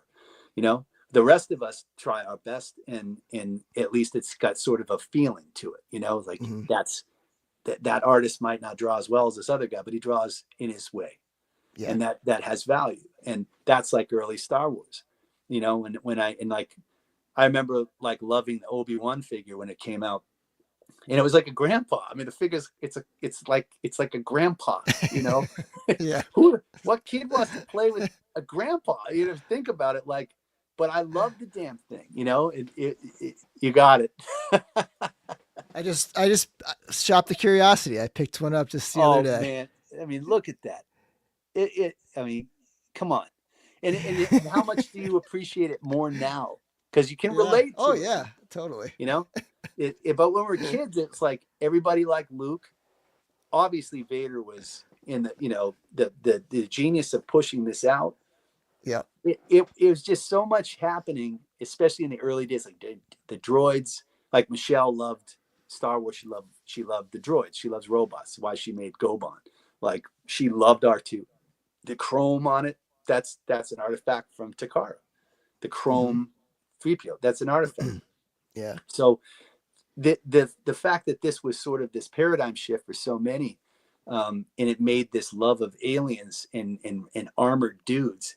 That's what Glyos, basically Glyos is a child of Star Wars, and so is Cosmic in a lot of ways. And because Power Lords comes from that as well. I mean, if you look back all the way to Magma Core, blue characters with orange highlights. I mean, Eric, Adam Power, you know what I mean? Like, yeah, one of the great injustices of the natural world is the Four Horsemen not producing Power Lords. That is one of the great injustices that will forever. And I think of another timeline where they got that license and they're doing their thing. But I'll say this: had they kept it, I don't think there would have been Cosmic, and I would take Cosmic over Power Lords every time. Yeah. You know, so Eric did one better, and I know he gives great respect to Barlow and the craziness of that, but I'll say that Cosmic, them losing Power Lords created Cosmic. I think that's not gospel, okay, but that's my perspective working with them for years, and everything that comes out with Cosmic, it's still getting its feet under it. It's a crazy line. I mean, it's out there. I mean, it's truly the wild line that you dream of as a kid, like something right out of Heavy Metal, you know, and it read out of Epic magazine. And it's like wide open, you know, like when you're thinking about Mythic, there are kind of like parameters that you can't really like go outside of, but like with Cosmic, it can go anywhere. And knowing Eric's imagination and his just, you know, his creativity, it's just like the stuff that's yet to come is gonna be crazy, you know. It's madness. It is lawless, and I think sometimes maybe that's why it some people prefer to sort of stay in Mythic. I mean, Mythic has mastered those archetypes, and they continue to iterate on those archetypes: wizards, warriors, dwarves, elves, goblins, ghouls, bone guys. That's never going to get old. You know, it just isn't. I mean, because it's going through that prism. It's going through their whole team. It's going through them, and it's coming out with it's them doing that version of that. And so there's enough things that are familiar and enough brand new things that make it fairly irresistible to most who are even remotely interested in that genre. Whereas Cosmic is like, there's an authenticity to the radical design principles that they're willing to do, kind of like exactly what you're saying. They're willing to kind of do anything. You might get some sort of quadruped. You might get a dude who's this big. You might get a dude who's 75% fucking brain. You know what I mean? Like, you don't know what's coming. And that's, I think sometimes maybe it's harder to get a hold of in the traditional thinking, because it is so varied and so wild. It takes time for you to, like, I think Oleg Thygar is, I love that character. I also have a special connection to it because that head design was the one on the Hop Jockey that I mentioned earlier. Oleg was like, he was one of the first things I saw Eric do. So essentially it was like Oleg head on a ox crew type body, done at 3 3/4 inch with axis joint through the whole thing and swing joints through the whole thing. So in my mind, like, and I know that character has been a big one for him. That's like, we call it the Mickey Mouses, right? So Pheyden Right. is my Mickey Mouse, Mm. right? So everybody got a Mickey Mouse. And Oleg, in a lot of ways, I don't think people fully understand how much of a Mickey Mouse to Eric that character is. You know, that's why it got 2 iterations in the rollout. You know, it's the character is exquisite in its representation, both versions, but it's not necessarily as easy to access as, like, you know, a barbarian. Like, I know you like this one, but that barbarian that they did, the con one, I got my hands on it. I Yep. mean, the Conan. I mean, Yeah. that thing is just like, just subtly outstanding. Like the Yeah. body, the texture on it, like, it's insane. And it's just there. That's a con thing, you know. But that figure is, you can, because you see Conan in it, He-Man in it, right? You can easily read it because it's all in there.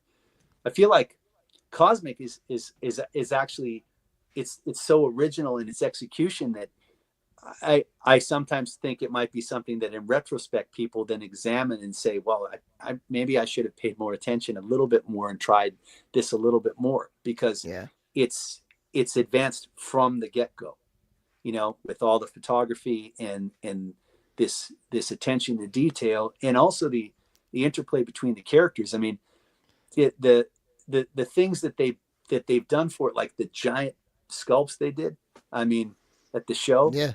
Yeah. I would just sit there, stand, look at them for like 10 minutes.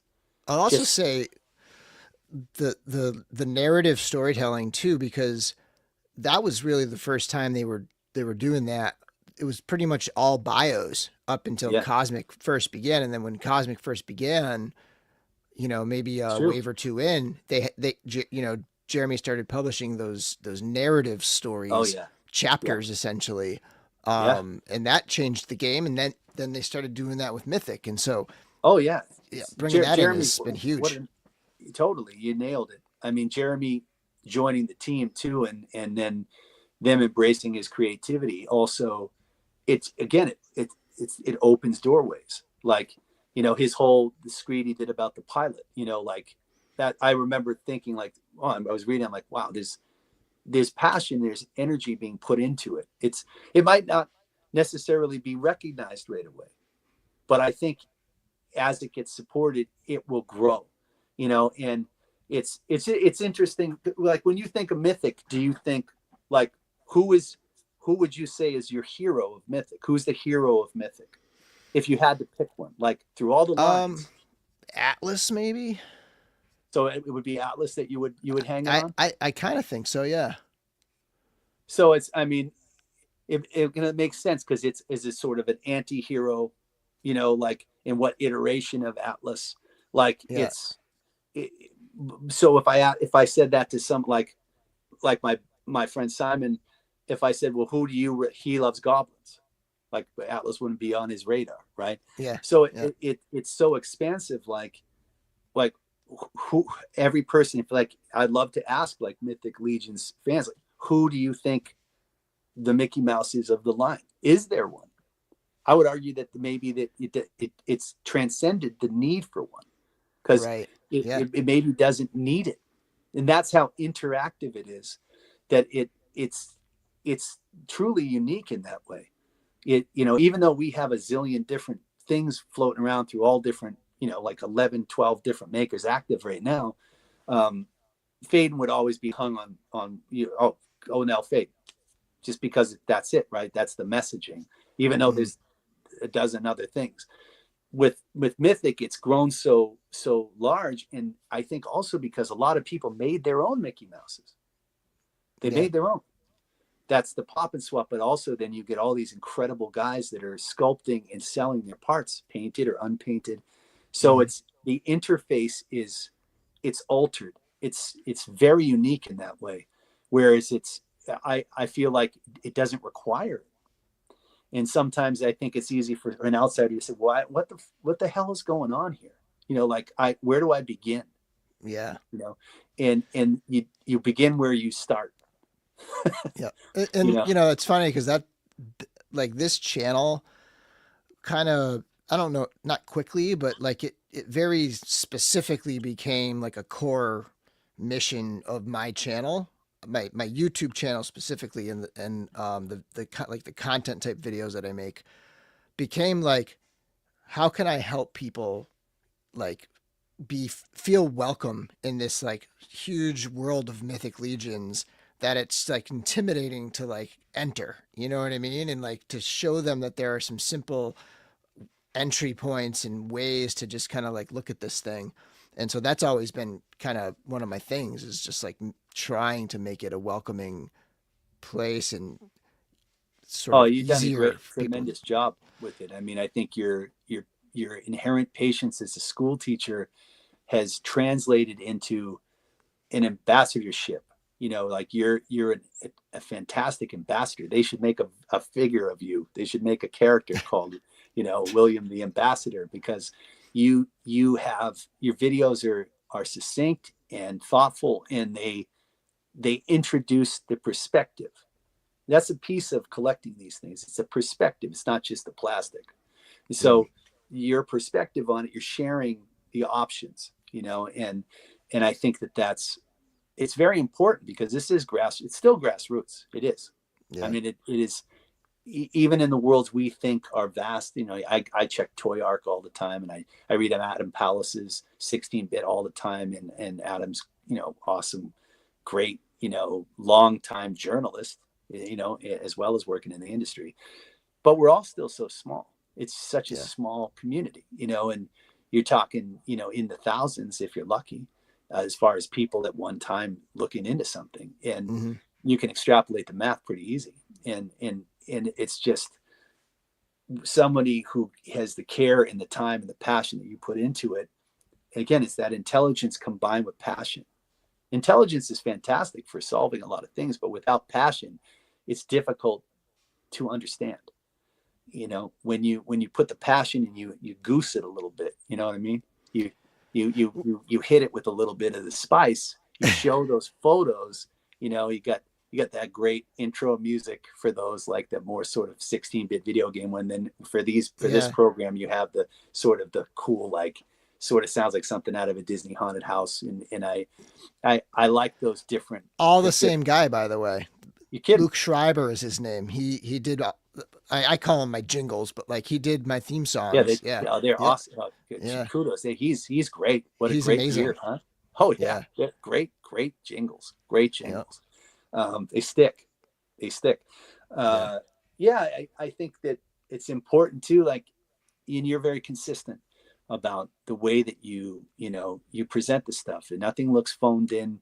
Everything looks, you know, sort of well-trained eye is put on it. And that comes from being a lifetime, you know, enthusiast of different things, between music and reading and, you know, early Star Wars and television and all these things.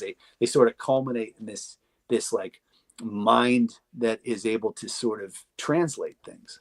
You know, you're kind of like a translator too. And, you know, that's why you're a great person to be. I think that's what teaching is in a lot of ways. It's like just putting it in terms that someone can understand, which is what translating is, right? So, well, you're the original large language model, right? You know, it's a human version of it. So it's why it's so important. You got to keep giving a shit, no matter what you're doing, especially now when it's every single day there's something vile in the news, and it's bleeding even into your day to day. I mean, that's a whole nother conversation.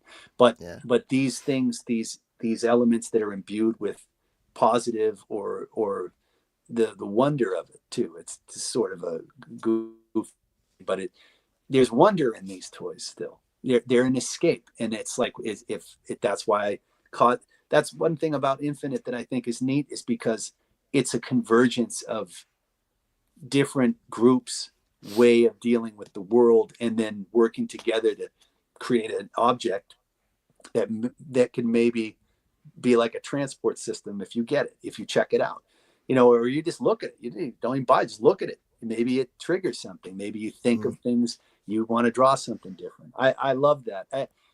I'll go to a Target when I go, and I'll go up and down every stupid row, every single aisle, girls aisle, Hot Wheels aisle.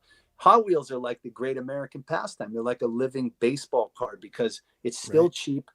You can't even believe the amount of creativity that goes into this stuff. The color theory is off the charts. When I would go to Japan and I would visit Mori Katsura, real head, like a superhuman person, right? All my Japanese friends are just incredible people. Ayako, Takagi, Owamo, they're just outstanding people. But Mori once took us to this old area that he would kind of frequent, and he went into this. We were talking about where you would draw your color theory, and I love to look at Hot Wheels cars because they cover everything. I mean, and you can get them at a grocery store. I love to go grocery shopping with Michelle, right? Because you get the end caps. So it's like the end of the frozen food aisle. There's a secret end cap of Matchbox and then Star Wars, like, aisle 3 and aisle 14. And you can kind of map as you go down and grocery shop. I'm like, I wonder, I would get excited about if there would be what new Hot Wheels would be. So we go on a Saturday morning or a Monday morning, go early, get the kid off to school, kids in college, and then we go to the grocery store. And I would pull the moment, slow it down. I still do it to this day. Getting groceries, same thing. Michelle's alive, I'm alive. That's Death's lesson. Death's lesson is to remind you that you're alive. So you lose someone who's your friend or your parent or, God forbid, a child or an animal, whatever. You can either convert that into something where you feel you're going to go through a period of grief and pain, but hopefully eventually it helps you pull time. So when I go to the grocery store, it's a lot different than when I went to the grocery store 10, 12 years ago.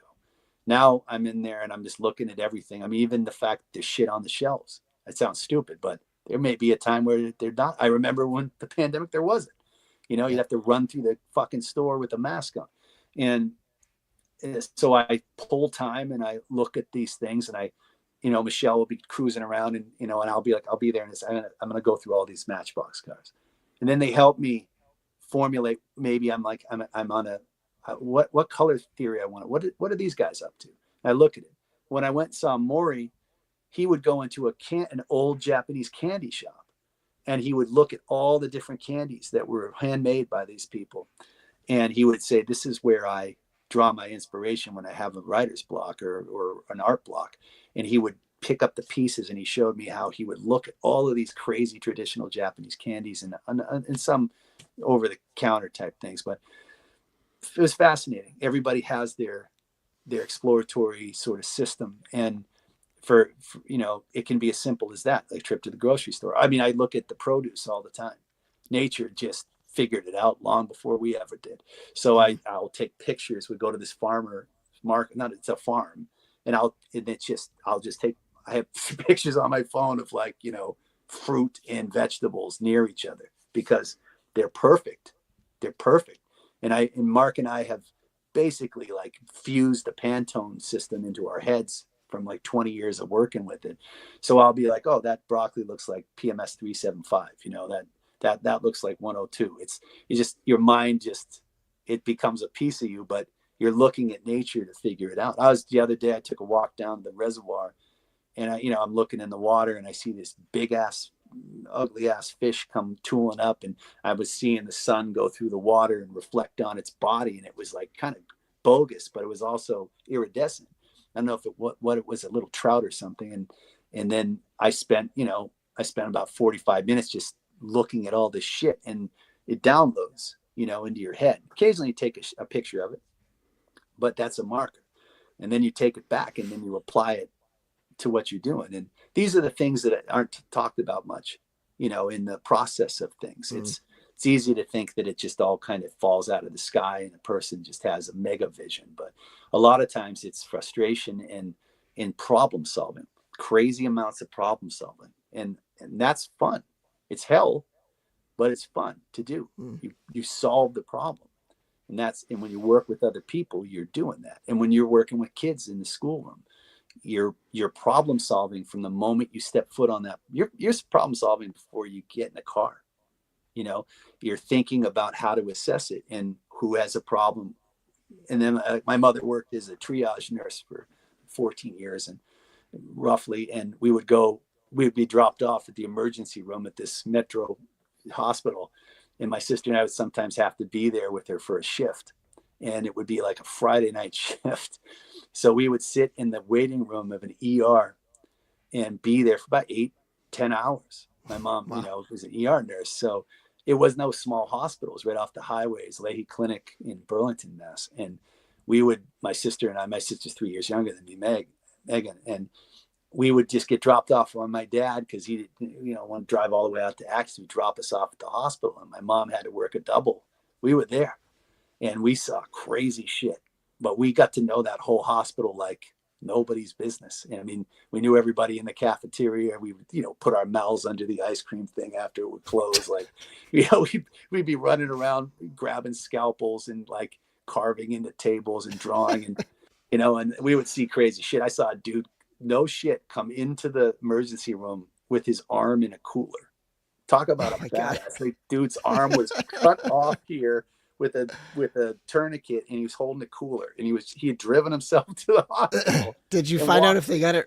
They were able to reattach it? Or? Yeah. I guess I don't. I wonder. Know is he walked in without saying a word. He just walked. He had a cooler. He's missing his arm. Megan, I was drawing. I was like, you got to be shitting me, because there was a TV like playing some shit, and all the poor souls that were all waiting to get seen. And this dude just comes in, he goes dong dong, and he comes in and he just walks right up to where my mother was at the triage desk and just puts the cooler down. He's like, I cut my arm off. And I'm like, oh my God. Yeah. So they like, God, get him in the back. And they rush him in there, and and that kind of stuff, like we would see all the time. We'd have walking around the hospital, outside the hospital. And then the best though is when the shift would end. If my mom's shift would end, we'd hit a greasy spoon or something, or like, the early only Taco Bell like in the Mass area was in Burlington. And so like sometimes it would be open late, and we would do that. And it was fascinating being raised by a single working mother. And but we had a lot of fun too. It was hard. Dan Suarez here says, Glyos, e.g. the and socket system, born from Matt seeing a guy with his arm cut off. Nice, Dan. You fuck. Yeah, all right, I just realized it's 11:40. Oh my God! See, this is time flies. We warped time. We did, yeah.